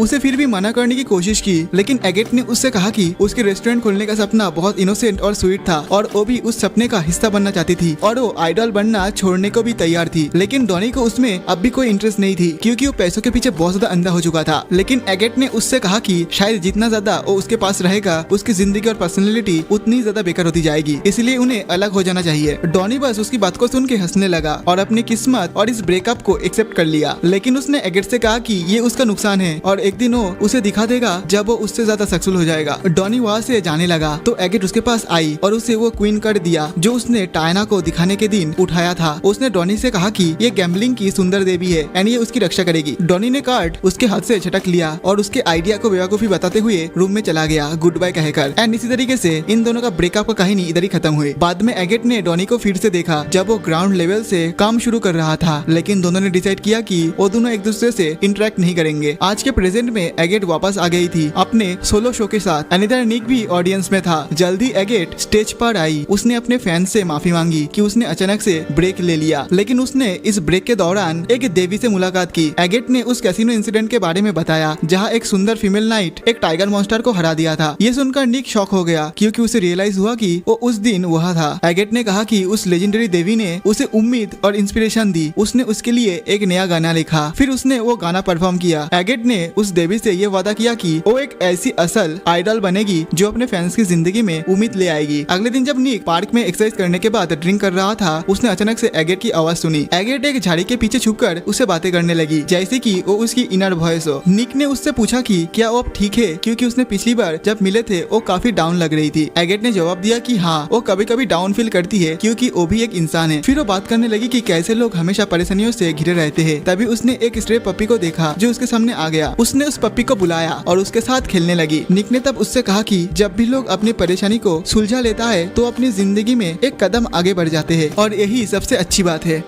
कुछ दिन बाद कजुना एक मैजिशियन आर्टिकल के बारे में एक्साइटेड होकर सबको बताता है। वो स्टेपिंग मैन नाम के एक आदमी के बारे में बताता है जो एलिजेंटली एक किडनैपर है जिसके पास घोस्ट जैसे पावर है एंड उसे कोई नहीं रोक सकता। करेन कहती है कि उन्हें ऐसी एविल किडनैपर को हरा देना चाहिए, लेकिन निक उसे मना करता है और कहता है कि स्टेपिंग मैन बस एक इमेजिनरी कैरेक्टर है। कजुना को ये सुनकर गुस्सा आ जाता है एंड निक को उसका एविडेंस दिखाने लगता है, बट निक उसे इग्नोर करता है और कहता है कि सब कुछ विश्वास मत करो जो तुम मैगजीन में देखते हो। तभी एक ग्रीन हेयर लड़की जो पास से गुजर रही थी वो ये सुन लेती है और अपना कार्ड विंडो पर चिपका देती है। वो अपना इंट्रो देती है। उसका नाम होता है ओलिविया जो उस मैगजीन की चीफ राइटर है जिससे कजुना पढ़ रहा था। कजुना उससे कहता है कि वो उसका बड़ा फैन है। ओलिविया सबको बताती है कि वो सिर्फ राइटर ही नहीं बल्कि एक एडवेंचरर भी है। फिर वो कुछ जिम्नास्टिक मूव्स दिखाती है ताकि वो सबको दिखा सके कि वो कितना ज्यादा कूल है, लेकिन अनफॉर्चुनेटली वो गिर जाती है एंड कारेन से टक्कर खा जाती है। बाद में उस रात जब जेन अपनी यूजुअल प्लेजर डिस्ट्रिक्ट विजिट करने वापस आ रहा होता है, वो एक लड़की को देखता है। वो उसके आगे एक अंधेरे रास्ते में चल रही थी। अचानक से वो लड़की दीवार के अंदर खींच ली गई और वो गायब हो गई। ये देखकर जेन के पैरों तले जमीन निकल गया एंड उसका आधा हैंगओवर उतर गया। दूसरी तरफ निक ने कजुना को एक लाइव आइडल कॉन्सर्ट देखने के लिए ले गया था। वापस आते टाइम वो दोनों एगेट के बारे में बात कर रहे थे कि वो कितना ज्यादा कूल है। तभी कजुना को महसूस होता है कि जेन खतरे में है। वो दोनों तुरंत उसके लोकेशन पर पहुंचते हैं और देखता है कि एक इनविजिबल फैंटम उस पर हमला कर रहा है। निक फ्रीक आउट हो जाता है क्योंकि उसे रियलाइज होता है कि ये स्टेपिंग मैन वाला कहानी सच है, लेकिन कजुना ने उसकी इनविजिबिलिटी के ट्रिक को समझ लिया था। उसने स्टेपिंग मैन पर तलवार फेंकी लेकिन वो बस टकरा कर गिर गई। स्टेपिंग मैन हैरान रह गया कि वो उसे देख कैसे पा रहा है। कजुना ने अपने शैडो क्लोन्स बनाया उस पर अटैक करने के लिए, लेकिन स्टेपिंग मैन जंप करके स्टील चेन से अटैक किया एंड क्लोन्स को तोड़ दिया एंड उधर से भाग गया। कजुना उस पर गुस्सा करता है और फिर जेन के पास जाता है जो उस लड़की को पकड़ा हुआ था जिसे स्टेपिंग मैन किडनैप करने वाला था। वो उस लड़की को जेन के फेवरेट एस्टेब्लिशमेंट पे ले जाता है जहाँ की बॉस लेडी उसका ध्यान रखती है। उस लड़की का नाम राना है। वो उससे पूछता है कि क्या उसे उस इंसिडेंट के बारे में कुछ पता है। राना कहती है कि स्टेपिंग मैन का उससे पर्सनल बदला है, लेकिन उसे लगता है कि कोई उसकी बात को नहीं मानेगा क्योंकि एक छोटी बच्ची है। लेकिन निक उसे यकीन दिलाता है कि वो लोग उसकी बात को यकीन करेगा। राना बताती है कि उसकी माँ हर रात को घर से निकलती थी स्टेपिंग मैन से लड़ने के लिए, लेकिन अब वो हार चुकी है एंड हॉस्पिटल में एडमिट है। उसकी माँ जानती थी कि स्टेपिंग मैन बच्चे को ले जा रहा है, लेकिन कोई उस पर यकीन नहीं कर रहा था। जेन कहता है कि वो राना की कहानी पर यकीन करता है क्योंकि उन्होंने उस किडनैपर को अपनी आंखों से देखा। और राना की माँ की तारीफ करता है जो अकेले स्टेपिंग मैन से लड़ने गई थी। उसकी शब्द सुन के राना इमोशनल हो जाती है और अचानक उठकर जेन से कहती है कि उसे अपना डिसाइपल बना ले। वो कहती है कि जब उसने देखा कि जेन उसे बचाने के लिए लड़ाई किया उसके साथ, ये चीज देख के ये लड़की उसके ऊपर इम्प्रेस हो गई है। वो उसके पास बढ़ती है लेकिन निक उसे रोक लेता है। निक उसके पास बताने वाला था कि कैसे जेन को एक लड़की ने धोखा दिया था सिर्फ उसके कारी बनने के लिए। जेन राना से कहता है कि वो उसकी डिसाइपल बनने के लिए अभी 15 साल छोटी है। राना पूछती है कि फिर उसे कैसा ट्रेन करना चाहिए। जेन कहता है कि पहले पहले घर जाओ और कल सुबह वापस आना और कभी कोई डेंजरस काम मत करना। वो खुशी से हाँ बोलती है, लेकिन वो फिर से जेन की तरफ भागने लगती है। लेकिन इस बार निक और बॉस लेडी उसे रोक लेता है। इधर बेचारा काजुना को बहुत बड़ा झटका लगता है, मतलब बहुत ज्यादा डिसअपॉइंटमेंट फेस करता है, क्योंकि वो जो स्टेपिंग मैन के बारे में सोच रहा था एंड एक्साइटेड था, वो बस एक चिंदी किडनैपर है। काजुना डिसाइड करता है कि वो इस सस्ता सा किडनैपर का पर्दाफाश करके रहेगा एंड पता करेगा कि ये असल में है कौन। उसके बाद वो इस चिंदी से किडनैपर को डिस्ट्रॉय कर देगा, क्योंकि उसने उसकी उम्मीदों पर पानी फेर दी है। काजुना की इच्छा पूरा करते हुए पूरी टीम एक wild west style boundary hunter guild में जाती है और रिसेप्शनिस्ट के पास जाते हैं और स्टेपिंग मैन के बारे में पूछते हैं, लेकिन वो अपने नेल्स पेंट कर रहे थे एंड बिजी होती है और उन्हें इग्नोर करती है। उसने सिर्फ निक को पहले देखा था और वो कहती है कि वो हाई रैंकिंग बाउंड्रीज की इन्फॉर्मेशन ऐसे ही नहीं देती है जब तक कोई एडवेंचरर कुछ अचीव न किया हो। लेकिन टायना और बाकी लोग उसकी बात को ऐसे ट्विस्ट कर देते हैं कि लगता है कि स्टेपिंग मैन के सर पर बहुत बड़ा बाउंड्री है और रिसेप्शनिस्ट मजबूरन में उन्हें इन्फॉर्मेशन देती है। वो उन्हें एक आदमी का वांटेड पोस्टर देती है जिसका नाम है हेल हार्डी और उस पर मिड लेवल बाउंड्री है। उसके हिसाब से टीम सर्वाइवर्स के लिए ये कोई मुश्किल काम नहीं होना चाहिए। उसकी बातें सुन के सबका ध्यान उन पर आ जाते हैं। सब टीम सर्वाइवर्स के नाम जानते हैं, लेकिन कुछ लोग उनसे जलते भी है, खास करके एक डार्क स्किन पोनीटेल वाला आदमी जिसका आंख पर एक पैच है। तब वो बंदा कहता है कि बाउंटी हंटिंग एडवेंचरर्स का काम नहीं है, लेकिन टायना किसी को भी अपने ऊपर चढ़ने नहीं देगी। वो डिक्लेयर करती है कि वो लोग हेल हार्डी को ढूंढकर यहाँ लेके आएंगे। मिस्टर पोनीटेल कहता है कि वो लोग नहीं ला पाएंगे, चाहे तो तुम बेट लगा लो, लेकिन उसे बेट शब्द नहीं कहना चाहिए था, क्योंकि ये सुनते ही टायना एक मोटी सी कॉइन की पाउच टेबल पर रख देती है और वो पोनीटेल से कहती है कि वो भी इतना ही पैसा लगाए, जो सुन के पोनीटेल बहुत ज्यादा घबरा जाता है। टायना गिल्ड के सभी लोगों को कहती है कि ये पैसा कमाने का सबसे सही मौका है, इस पर तुम लोग बेट लगाओ। पूरा गिल्ड एक गैम्बलिंग फेस्ट में बदल जाता है। लोग अपना किराया, अपनी सेविंग सब कुछ लगा देता है। जल्दी ही निक और उसकी टीम स्लम्स के सबसे बुरी हिस्से में पहुंच जाते हैं, जहां तक नाइट्स भी नहीं जाते। तभी उधर स्लम्स का लीडर चला आता है एंड उन्हें ग्रीट करता है और इधर आने का मकसद पूछता है। निक कहता है कि वो इधर बाउंटी हंटिंग के लिए आया है और कुछ पैसा देता है जानकारी के लिए, पर बुढ़ा आदमी मना कर देता है बताने से कुछ भी। लेकिन निक पूछता है कि क्या यह कुछ अजीब हो रहा है। स्लम्स लीडर कुछ पपीज के पैदा होना और बकवास बातें करता है। वो टीम डिसाइड करती है कि वो खुद ही सर्च करेगी। जाते वक्त स्लम लीडर उन्हें एक सलाह देता है कि नालगावा नाम के आदमी से दूर रहना जब वो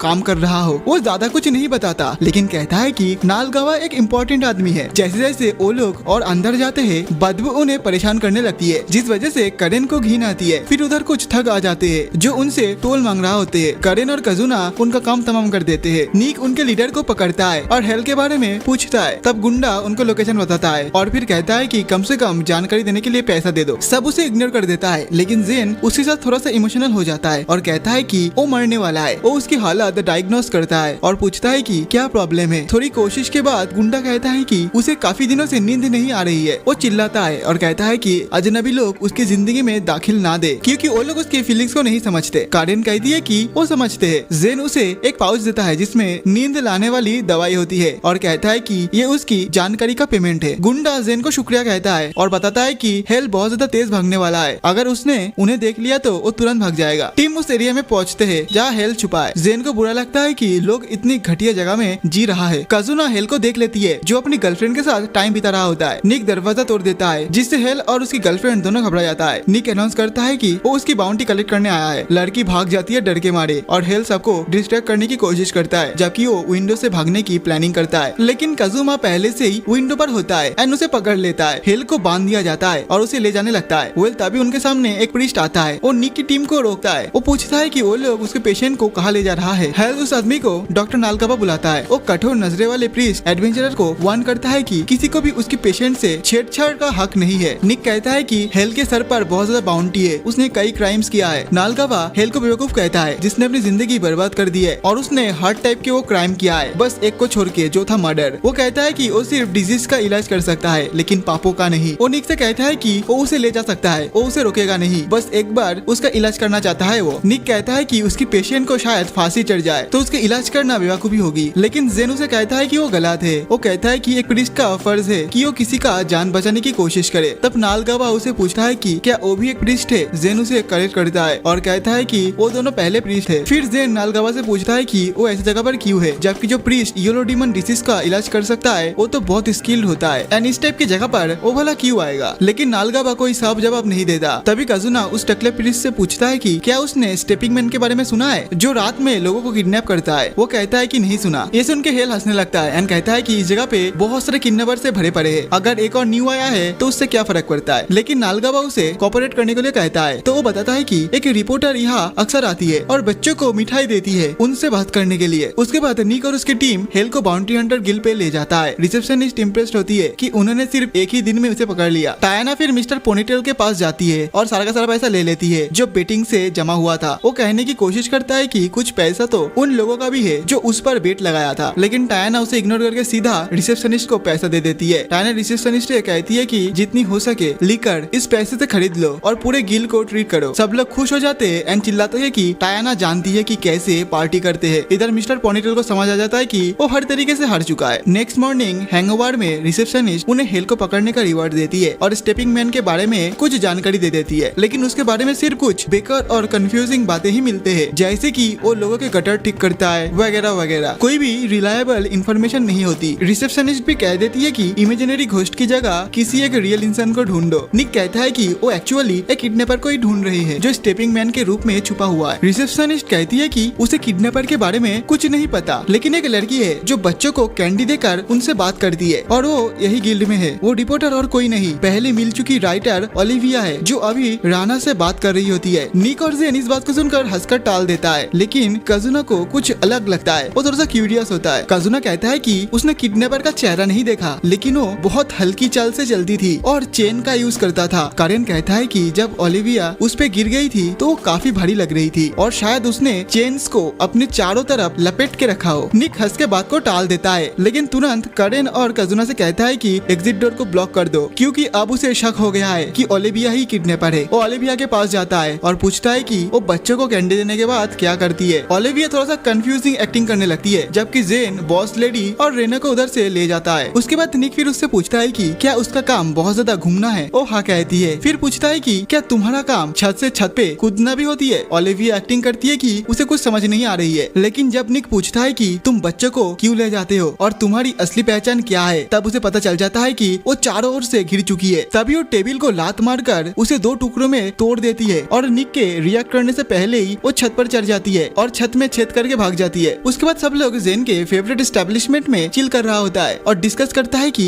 ये कितना ज्यादा क्रीपी है कि ओलिविया ही स्टेपिंग मैन है। वो कितनी तेज है और उसकी मूवमेंट्स बिल्कुल अलग थी जो उन्हें कभी नहीं दिखी थी। काजुना थोड़ा गुस्से में था क्योंकि ओलिविया अपने आप को ही स्टेपिंग मैन के कैरेक्टर में आर्टिकल लिख रही थी और उसे ये पसंद नहीं आया कि ओलिविया इस जमाने की एक इविल पीटर पार्कर बनने की कोशिश कर रही है। तभी बॉस लेडी उन सभी को बताता है कि आज एक स्पेशल गेस्ट आया है। एक मस्क्यूलर मॉमी रूम पे एंट्री करती है। हमें पता चलती है कि ये लेडी रेना की मॉम है। रेना तुरंत दौड़कर उनके पास जाती है। निक भी उस औरत को जानता था एंड इनका नाम एडा है क्योंकि वो सालों तक एक ए रैंक पार्टी की मेंबर रही थी। एडा नॉस्टैल्जिक हो जाती है जब निक उसके एडवेंचरिंग डेज के बारे में बात करता है और वो कहती है कि उसने एक बार फिप्स नाम के एक आदमी के साथ भी एडवेंचर किया था जो कारेन की आइडल है। एडा सर्वाइवर्स का शुक्रिया अदा करता है क्योंकि उन्होंने उसकी बेटी का ध्यान रखा। ये लेडी आगे कहती है कि जब तक वो जिंदा है वो कोई भी उल्टा काम नहीं करेगा। सब लोग मान जाते हैं। रेना जेन को मास्टर कहकर बुलाती है, जिसे सुनकर आडा सरप्राइज हो जाती है। तब जेन रेना से क्लियरली कह देता है कि जब भी वो उसकी उम्र की कोई लड़कियों को देखता है उसे डर लगता है क्योंकि कुछ टाइम पहले एक लड़की ने उसे धोखा दे दिया था। वो कई मंथ जेल में रहा और जब बाहर आया तब से ही उसे यंग गर्ल फोबिया हो गया है। इसका मतलब रेना की उम्र की लड़कियों को देख के बेचारे को डर लगता है। तब रेना उसे याद दिलाती है कि उस रात उसने उसकी रक्षा की थी। इधर जेन बताता है कि कोई भी समझदार इंसान उस हालत में तुम्हारी मदद ही करता, लेकिन वो ये भी कन्फेस करता है कि जब वो रेना को बचाया था तो उसे लगा कि शायद उसका ये जो कर्ज था वो निकल गया है। इस वजह से वो चाहता है कि रेना 15 साल तक इंतजार करे। एडा इस बात की गलत मतलब निकालती है और कहती है कि वो अपनी बेटी की शादी उसे नहीं होने देगी। रेना आगे आती है और सारे का सारा कंफ्यूजन क्लियर करती है। वो कहती है कि जेन सिर्फ उसका मास्टर है और वो फ्यूचर में बॉयफ्रेंड चूज करते वक्त थोड़ा ज्यादा केयरफुल रहेगी। सब लोग हंसने लगता है कि जेन को रिजेक्ट कर दिया गया है।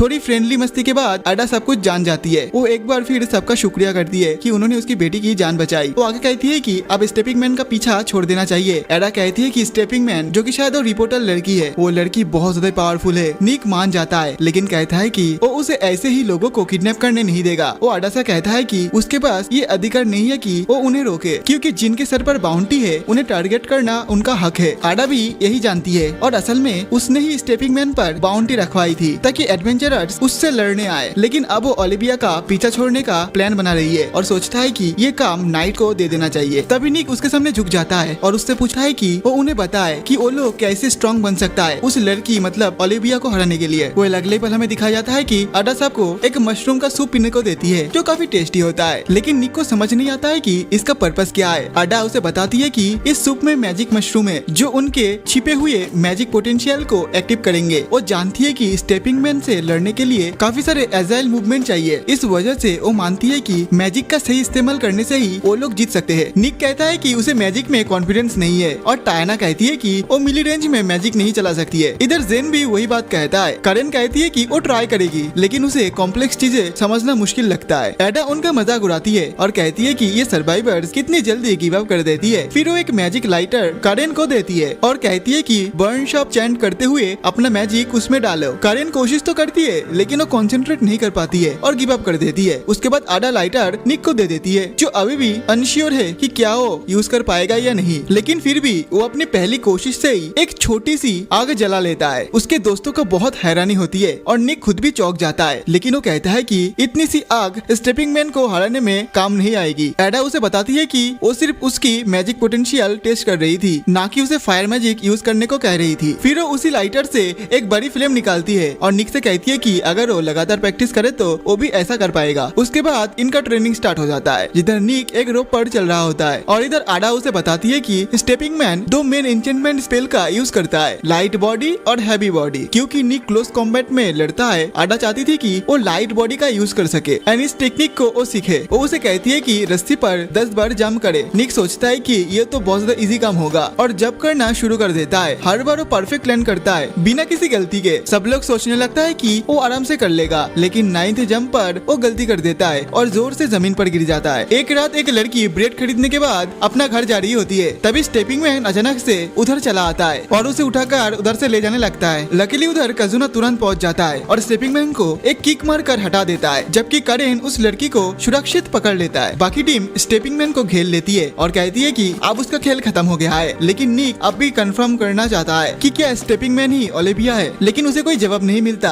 स्टेपिंग मैन बस भाग जाता है उधर से। कजुना कहता है कि स्टेपिंग मैन एक साथ अटैक मैजिक, मूवमेंट मैजिक और इल्यूजन मैजिक यूज करता है, तो ये तो बहुत ज्यादा टैलेंटेड है या फिर कोई मैजिक टूल का यूज कर रहा है। वो टायना कहती है कि वो किसी ऐसे आदमी को जानता है जो मैजिक टूल्स का एक्सपर्ट है। अगले दिन निक जेल में बंद लियोन से मिलता है। उसे कुछ टेस्टी खाना खिलाने के बाद निक उससे पूछता है कि क्या वो किसी ऐसे टूल के बारे में जानता है जो किसी के प्रेजेंस को छुपा सके। टाइगर सीरियस हो जाता है और कहता है कि वो शायद इल्यूजन किंग्स ज्वेल के बारे में बात कर रहा है जो आमतौर पर किसी और मैजिक टूल के अंदर छुपा होता है। निक पूछता है कि उसे कैसे तोड़ सकते हैं। लियोन बताता है कि इल्यूजन तोड़ने के लिए बस यूजर का नाम लेना होता है, लेकिन निक ने तो ओलिविया का नाम लिया था और इल्यूजन नहीं टूटा। इसका मतलब है कि कोई और है जो डिस्गाइज में छुपा हुआ है। अगले दिन निक अपने ट्रेनिंग पर लौटता है और इस बार वो सक्सेसफुली टाइट रोप पर फ्रंट फ्लिप कर लेता है। एडा उसे और ज्यादा पुश करती है और निक को याद आता है कि उसने स्टार्टिंग के बाद से ही कभी इतनी हार्ड ट्रेनिंग नहीं की। उसे याद आता है कि कैसे उसके फादर फिगर अर्गुस ने उसे तलवार चलाना सिखाई थी और बताया था कि वॉरियर बनने का मतलब सिर्फ हथियार चलाना नहीं होता। अब प्रेजेंट में निक आसानी से एक लाइन से दूसरी लाइन पर जंप करता है और अपनी एजिलिटी दिखाता है और सेफली लैंड करता है। तभी उसके फ्रेंड्स उधर आ जाता है। जेन बताता है कि उसने आसपास के लोगों से बात की जिनकी घरों की छत टूटी हुई थी या फिर लीक हो रहा था। निक कहता है कि अब मजा आएगा क्योंकि हमें पता चल जाएगा कि स्टेपिंग मैन किधर से जाता है, क्योंकि स्टेपिंग मैन घर की छतों पर जंप कर करके जाता है। वो उस रास्ते को देखता है और पता चलता है कि वो रास्ता स्लम्स तक ले जाता है। वो स्लम्स के लीडर के पास जाता है एंड पूछता है कि क्या उसके पास कोई न्यू इन्फॉर्मेशन है। स्लम्स लीडर कहता है कि उसे कुछ ज्यादा पता नहीं है, बस इतना पता है कि 2 पपीज मर गया है। फिर वो बताता है कि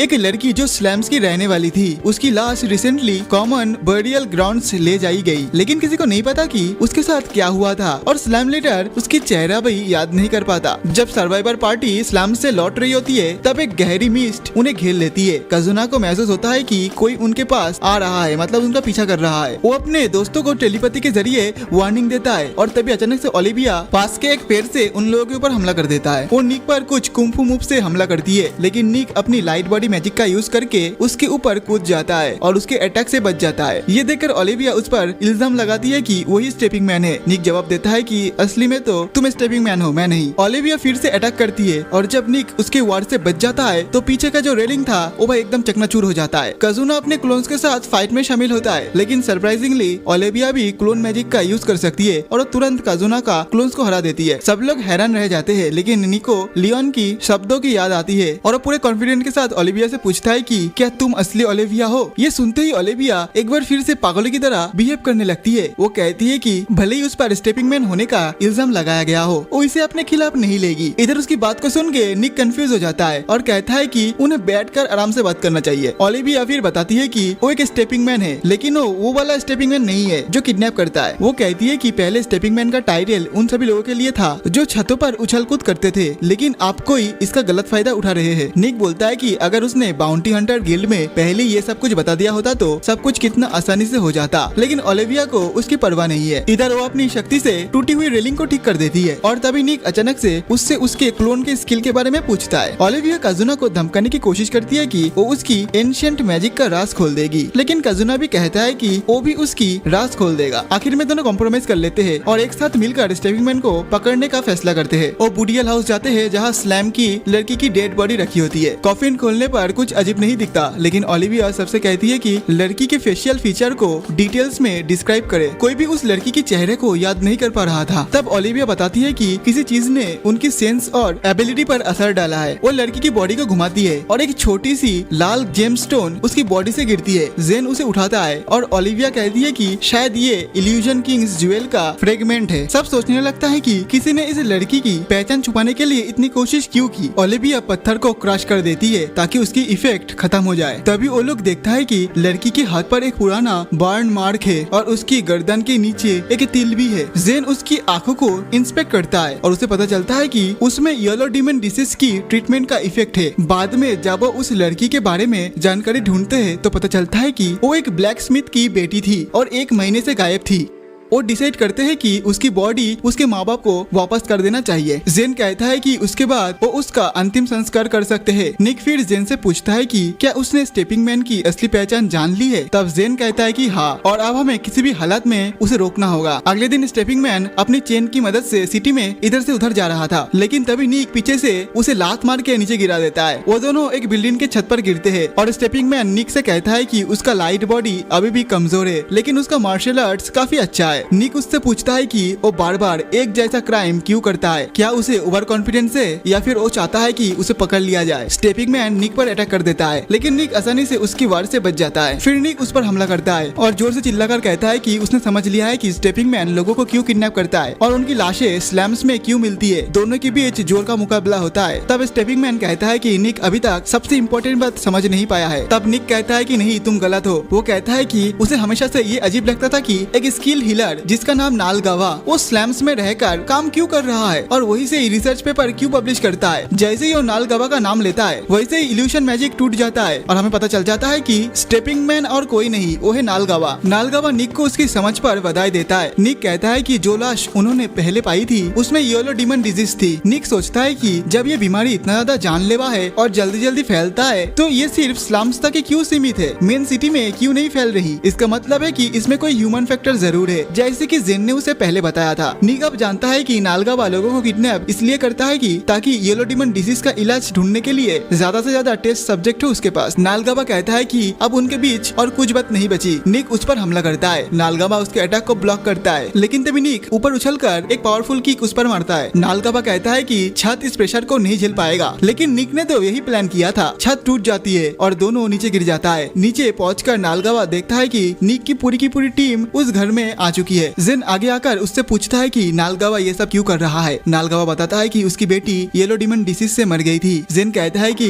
उसने ये सब अपने रिसर्च में समझा। लोग सोचते हैं कि ये बीमारी बस लोगों तक ही सीमित है, मतलब ज्यादा फैलता नहीं है, लेकिन एक दिन नालगावा की बेटी एक पेशेंट का ख्याल रखते वक्त उसके ब्लड से इन्फेक्ट होके वो मर गई। नालगावा गुस्से में कहता है कि उसकी बेटी सिर्फ मदद करना चाहती थी, लेकिन लोगों ने उसके बारे में घटिया रूमर्स फैला दी कि उसने किसी पेशेंट के साथ फिजिकल रिलेशन बना लिया होगा। मरने के बाद भी उसकी बेटी को बदनाम किया गया है। नालगावा इस सबसे बहुत ज्यादा नाराज हुआ था और उसने इस डिजीज की इलाज ढूंढने की कसम ले ली। चाहे कितना भी लोग इस प्रोसेस में मर जाए, उसे इस बात का कुछ फर्क नहीं पड़ता। जेन कहता है कि वो कैसे एक ही टाइम पे वो इतना ज्यादा क्रूल और इंस्पिरेशनल हो सकता है। नालगावा कहता है कि हर इंसान के अंदर दो पहलू होता है और दोनों ही सच होता है। जेन आगे बढ़कर उसे उस लड़की के बारे में बताता है जिसके बॉडी को उन्होंने कॉमन बेरियल ग्राउंड में पाया था। जेन कहता है कि जब उसने उसकी बॉडी को उसके माता पिता को वापस दे दिया और उसे मौत का कारण बताया तो पूरी की पूरी बस्ती उसके लिए रो पड़ी। जेन कहता है कि वो लड़की कोई नॉर्मल नेमलेस वाला गर्ल नहीं है। चाहे नालगावा उस लड़की को ना जाने, लेकिन इस दुनिया में ऐसा बहुत सारा लोग है जो उस लड़की को चाहा एंड उस लड़की को प्यार किया एंड उस लड़की के बारे में चिंता किया। तब नालगावा कहता है कि चाहे तुम लोग मुझे यही रोक दो, लेकिन इस प्रॉब्लम का सॉल्यूशन नहीं निकलने वाला। जेन कहता है कि वो जानता है, लेकिन हर बदलाव एक छोटी सी कोशिश से ही शुरू होता है। तभी कजुना किसी के आने का एहसास करता है और सबको वार्न करता है। वेल तभी अचानक से एक मैजिक बीम दरवाजे के आर पार होके नालगावा के पेट में जाकर लगती है। दरवाजा तोड़कर एक आदमी डिमोनिक अरमान में अंदर आता है। नालगावा उसे पूछता है कि तुम इधर क्यों आए हो। डिमोनिक मैन कहता है कि वो चाहता है कि उसे हेल्प करे, लेकिन नालगावा ने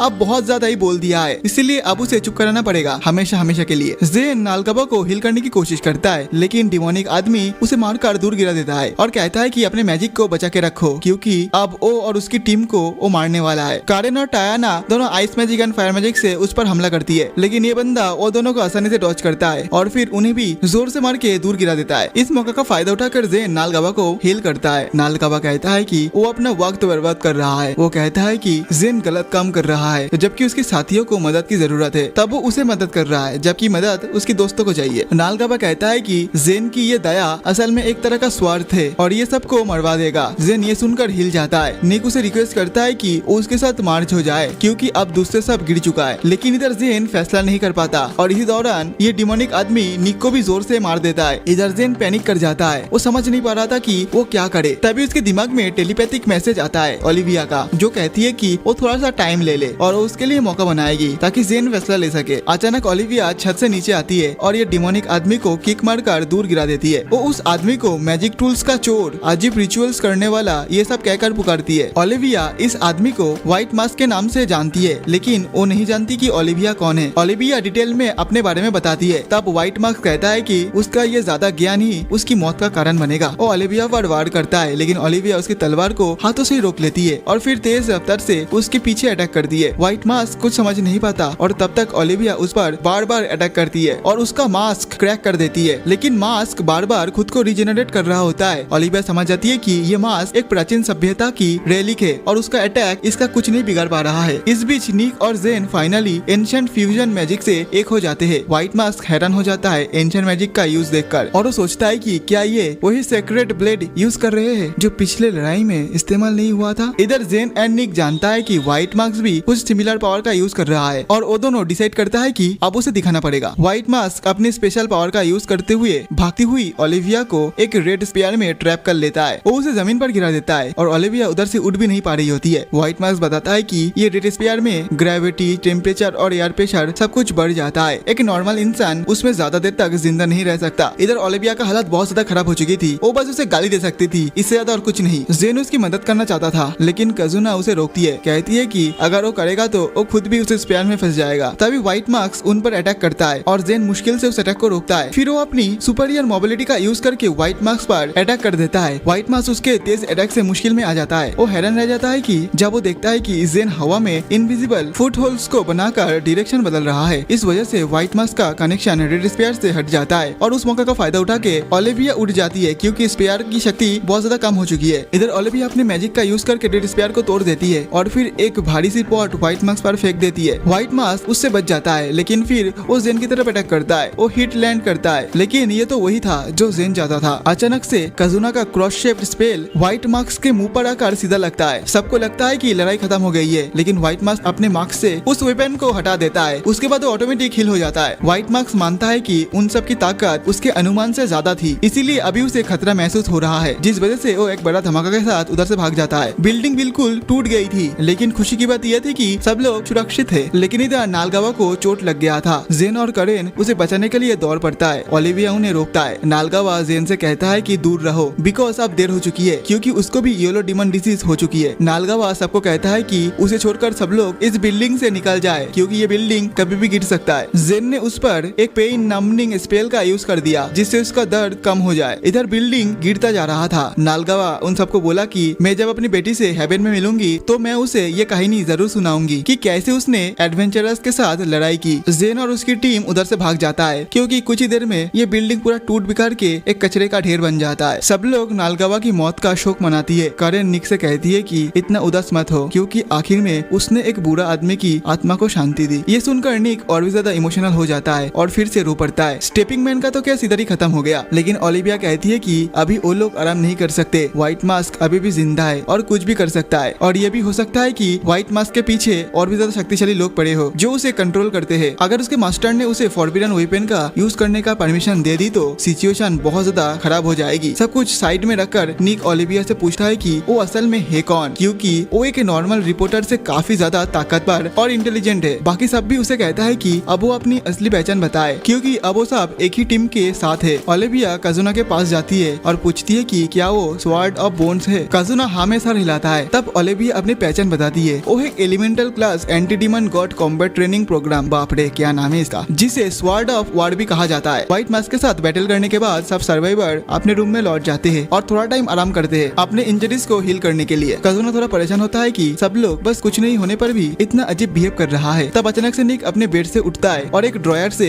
एक टूटी हुई तलवार को निकालता है। इस तलवार को देखते ही उसकी पुरानी यादें ताजा हो जाती है। हमें पता चलता है कि जब वो छोटा था और अपने मॉम डैड के साथ लेब्रियत सिटी में जा रहा था तब उनकी कैरेज पर हमला हो गया था। छोटे निक को कुछ समझ नहीं आ रहा था, लेकिन उसकी मॉम ने एक सीक्रेट कंपार्टमेंट खोला जहाँ पैसा छुपा हुआ था एंड निक को उसमें डाल दिया। उसके मॉम ने उसे कहा कि वो और उसकी डैड उसे बहुत ज्यादा प्यार करते हैं। ये बोलकर उसकी मॉम कंपार्टमेंट की दरवाजा बंद कर दिया। निक को कुछ समझ नहीं आया, लेकिन उसने बाहर तलवार की आवाज सुनी। फिर एक डाकू कैरेज के अंदर आया और लूट करने के लिए तलाश करने लगा। उसने बैरल के नीचे सीक्रेट कंपार्टमेंट भी देख लिया था, लेकिन तब तक निक वहां से भाग चुका था। भागते भागते निक की मुलाकात आर्गियस से हुई, लेकिन आर्गियस अचानक से छुरी निकाल ली। लेकिन उसने उस छुरी का इस्तेमाल निक को मारने के लिए नहीं बल्कि उस डाकू को मारने के लिए यूज किया। फिर आर्गियस ने निक को गले लगाया और माफी मांगी। बोला कि वो देर से आया और अपने दोस्त को उन डाकू से नहीं बचा पाया। उस दिन के बाद आर्गियस ने निक को अपना बेटा बना लिया और एक एडवेंचर बनाने की ट्रेनिंग दी। उसने निक को उसकी पहले मिशन में स्लाइम से भरे इलाका में ले गया और उसे सिखाया कि एक एडवेंचर को दूसरे पर भरोसा करना चाहिए, लेकिन हमेशा सतर्क भी रहना चाहिए। इधर बेचारा निक चलते चलते स्लाइम पर पैर रख दिया और फिसल कर नीचे गिर गया, जो देखकर आर्गियस हंसने लगा। जल्दी ही आर्गियस उसे एक छोटा स्वॉर्ड गिफ्ट किया जब वो एक प्रॉपर एडवेंचरर बन गया। लेकिन वो तलवार एक मॉन्स्टर से लड़ते वक्त टूट गई। लेकिन निक अब भी उसी टूटी हुई तलवार को पकड़ा होता है जिसमें कई सारे यादें जुड़ी हुई है। सोचता है कि जब आर्गियस ने उसे पार्टी से निकाला था तो अगर उसने कुछ अलग किया होता तो शायद वो आज पार्टी में रह सकता था। वो पुरानी बातों में खो जाता है और सो जाता है।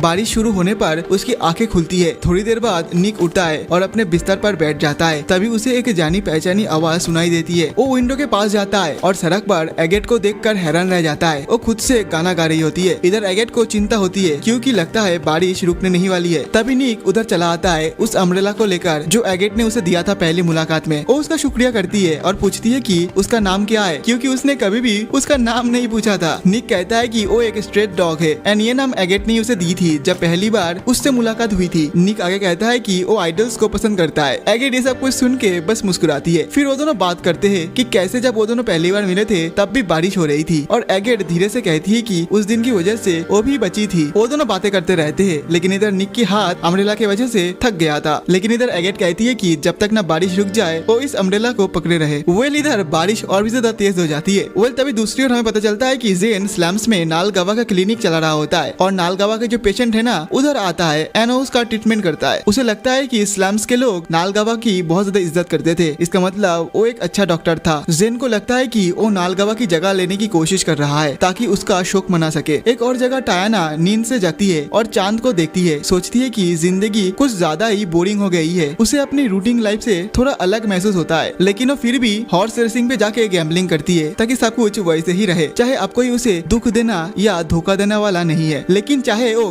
गैम्बलिंग जीत भी रही हो, बट उसे ये जिंदगी अब भी बोरिंग लगती है। नेक्स्ट डे सब लोग ग्रुप के यूजुअल जगह पर मिलते हैं और करेन सबसे लेट आती है। वो थोड़ा नर्वसली सबसे पूछती है कि क्या सब ठीक है। सब लोग हाँ कहती है। कजुना नोटिस करता है कि जेन के शूज बहुत ज्यादा गंदे हैं, तो वो पूछता है कि क्या वो अब भी स्लम्स में काम कर रहा है। जेन उसे इस ग्रुप का एक रूल याद दिलाता है कि कोई भी किसी की लाइफ की पर्सनल बातें पूछेगा नहीं और ना ही उसकी लाइफ में दखल अंदाजी करेगा। रात में जब जेन अपने क्लिनिक में होता है, कजुना वहाँ आता है। वो कहता है कि तुम गलत मत समझना, क्योंकि वो इधर इंटरफेयर करने नहीं आया है, ना ही उसकी लाइफ में दखल अंदाजी देने आया है। वो बस बॉडीगार्ड बनकर आया है, क्योंकि स्लम्स थोड़ा डेंजरस होता है। अगले दिन सब फिर से मिलते हैं और करेन पूछती है कि क्या सबने खाना खा लिया है। सब कहती है कि हाँ। तो वो अकेले ही खाना खाने के लिए जाने लगती है। अकेले चलते हुए वो कैलोस और उसके धोखे के बारे में सोचती है। उसे लगता है कि धोखे के बावजूद उनके साथ गुजरा हुआ दिन अच्छे थे, लेकिन वो फिर भी कैलोस को माफ नहीं कर सकती, क्योंकि उसने ड्रैगन किंग ज्वेल की चुरा ली है। इसलिए तभी वो उसके सामने एक न्यू लड़की को देखती है जो एक पेंडेंट शॉप पे गई है। करेन को याद आती है कि ये पेंडेंट शॉप वाला एक स्कैमर है एंड उसके साथ पहले भी स्कैम किया था। वो उस स्कैमर को सबक सिखाती है और लड़की को उधर से भेज देती है। तभी उसके दोस्तों के ग्रुप वहाँ पहुँचते हैं और वो हैरान होती है उन्हें देखकर। वो बताते हैं कि वो समर स्लीप फेस्टिवल की तैयारी देखने आए हैं। करेन को फेस्टिवल से ज्यादा फर्क नहीं पड़ता, लेकिन क्योंकि वहाँ खाना मिलेगा तो वो एक्साइटेड हो जाती है। वो सोचती है कि शायद अगर वो अपनी जिंदगी दोस्तों के साथ बिताए खुशी से, तो उसकी नफरत और बदला लेने की भावना खत्म हो जाएगी। लेकिन उसे ये भी लगता है कि उसे अभी भी ज्यादा फर्क नहीं पड़ता। तभी ओलिविया भागते हुए उधर आती है एंड चिल्लाती है कि बिग ब्रेकिंग न्यूज। वो सबको एक्साइटेड करने की कोशिश करती है, लेकिन सिर्फ कजुना उसकी बात में आ जाता है। टायाना मैगजीन की खबर को पढ़ती है जिसमें लिखा होता है कि legendary dark demon God revive होने की कगार पर है। टायाना और निक उसे कहता है कि इतनी झूठी खबर मत फैलाओ, लेकिन ओलिविया बड़ा कॉन्फिडेंस से कहती है कि उसके पास एक ट्रस्टेड सोर्स है और वो सोर्स ये है कि good old trust me bro. मतलब ऐसे ही बकवास करती है जिसे सुनकर कोई भी सेटिस्फाई नहीं होता। फिर भी ओलिविया कहती है कि उसे ब्लैक मार्केट पर कुछ शक है जहाँ से व्हाइट मास्क ने इल्यूजन के ज्वेल खरीदे थे। करेन अचानक से पूछती है कि क्या ब्लैक मार्केट में ड्रैगन किंग्स का ज्वेल का भी सौदा करते हैं। वो अपने दोस्तों से कहती है कि मुझे माफ करना, जबकि उसे उनके साथ मजा आ रहे हैं, लेकिन अपना पास्ट वो अभी भी भूल नहीं पा रही है। टायाना कहती है कि इसमें कंफ्यूज होने जैसा कुछ बात नहीं है, उसे अपना पास्ट का पीछा करना चाहिए एंड उसका सामना करना चाहिए। लेकिन इस बार वो अकेली नहीं है, वो सब लोग उसके साथ चलेंगे। जेन और निक भी इस बात से सहमत होते हैं। फिर ओलिविया कहती है कि ब्लैक मार्केट जाने पर उन्हें व्हाइट मास्क के बारे में बहुत ज्यादा क्लूज भी मिल सकती है। वो व्हाइट मास्क को ढूंढना चाहती है एंड उसको ढूंढने के बाद उसका जो बॉस लोग है उसको भी ढूंढना चाहती है, और ऐसा करते करते अंत में इस दुनिया के सबसे बड़े विलेन तक वो पहुंचना चाहती है और उसे हराना चाहती है। ये सुनकर कजुना बहुत ज्यादा एक्साइटेड होता है और इधर निक सोचता है कि ओलिविया फिर से उसे मैनिपुलेट कर दिया है। इस बार बाकी सब लोग भी ओलिविया की मैनिपुलेशन पर आ जाती है और निक के पास कोई चॉइस नहीं बचा, उसे भी उस प्लान में शामिल होना पड़ता है। जब वो सब एक साथ हाथ उठाते हैं तभी पीछे से फायरवर्क शुरू हो जाते हैं। वो सब पीछे मुड़कर देखता है कि फेस्टिवल ऑलरेडी स्टार्ट हो चुकी है, तो सब तुरंत वहाँ जाते हैं। निक कुछ कॉटन कैंडी खरीदता है और जेल में वो कॉटन कैंडी लियोन को देने के लिए ले जाता है। बाकी सब भी फायरवर्क्स देख रहा होता है एंड इधर करेन एक रेस्टोरेंट में चली जाती है एक सोलो एडवेंचरर को फॉलो करती हुए। एंड करेन के पीछे पीछे वही क्यूट सा कैट गर्ल जिसको करेन ने बचाया था कुछ टाइम पहले, वो भी उस रेस्टोरेंट पे चली जाती है। एंड ये रेस्टोरेंट और कोई नहीं, एगेट का जो एक्स बॉयफ्रेंड था वो चलाता है, जबकि एगेट खुद फेस्टिवल में परफॉर्म कर रही होती है। इधर निक अपनी आइडल मतलब एगेट को चीयर करते हुए एंजॉय करता है, जबकि टायाना फिर से गैम्बलिंग में लग जाती है। इसी बीच कजुना और ओलिविया एक साथ बैठे होते हैं और दो लेजेंडरी आर्टिफैक्ट वेपन के रूप में बात करते हैं। कजुना उसे पूछता है कि वो सर्वाइवर्स के बारे में क्या सोचती है, एक स्वॉर्ड ऑफ वॉर होने के नाते जो ह्यूमंस को डिमंस के खिलाफ ट्रेन करती है। ओलिविया कहती है कि ये वही लोग हैं जो एक दिन डिमन गॉड को गिराएंगे, लेकिन वो दिन अभी बहुत दूर है। वो कहती है कि अभी उनका एक दूसरे को शक करना अच्छी बात है, लेकिन फ्यूचर में उन्हें एक दूसरे पर ज्यादा भरोसा करना पड़ेगा, लेकिन ये उन पर डिपेंड करता है कि वो कब इस बात को समझते हैं। इसी तरह ये एनीमे खत्म होता है। गाइस मैं आशा करता हूँ ये एनीमे आपको पसंद आया होगा। अगर वीडियो पसंद आए तो प्लीज वीडियो को लाइक करके चैनल को सब्सक्राइब जरूर कर देना यार। आप लोग वीडियो पूरा देखते हो लेकिन लाइक नहीं करते हो, साथ ही साथ सब्सक्राइब, तो याद से ये सब कुछ कर देना एंड कमेंट में बताना कि नेक्स्ट वीडियो में किस पर लाऊं। तो मिलते हैं और एक न्यू वीडियो के साथ, तब तक के लिए बाय बाय।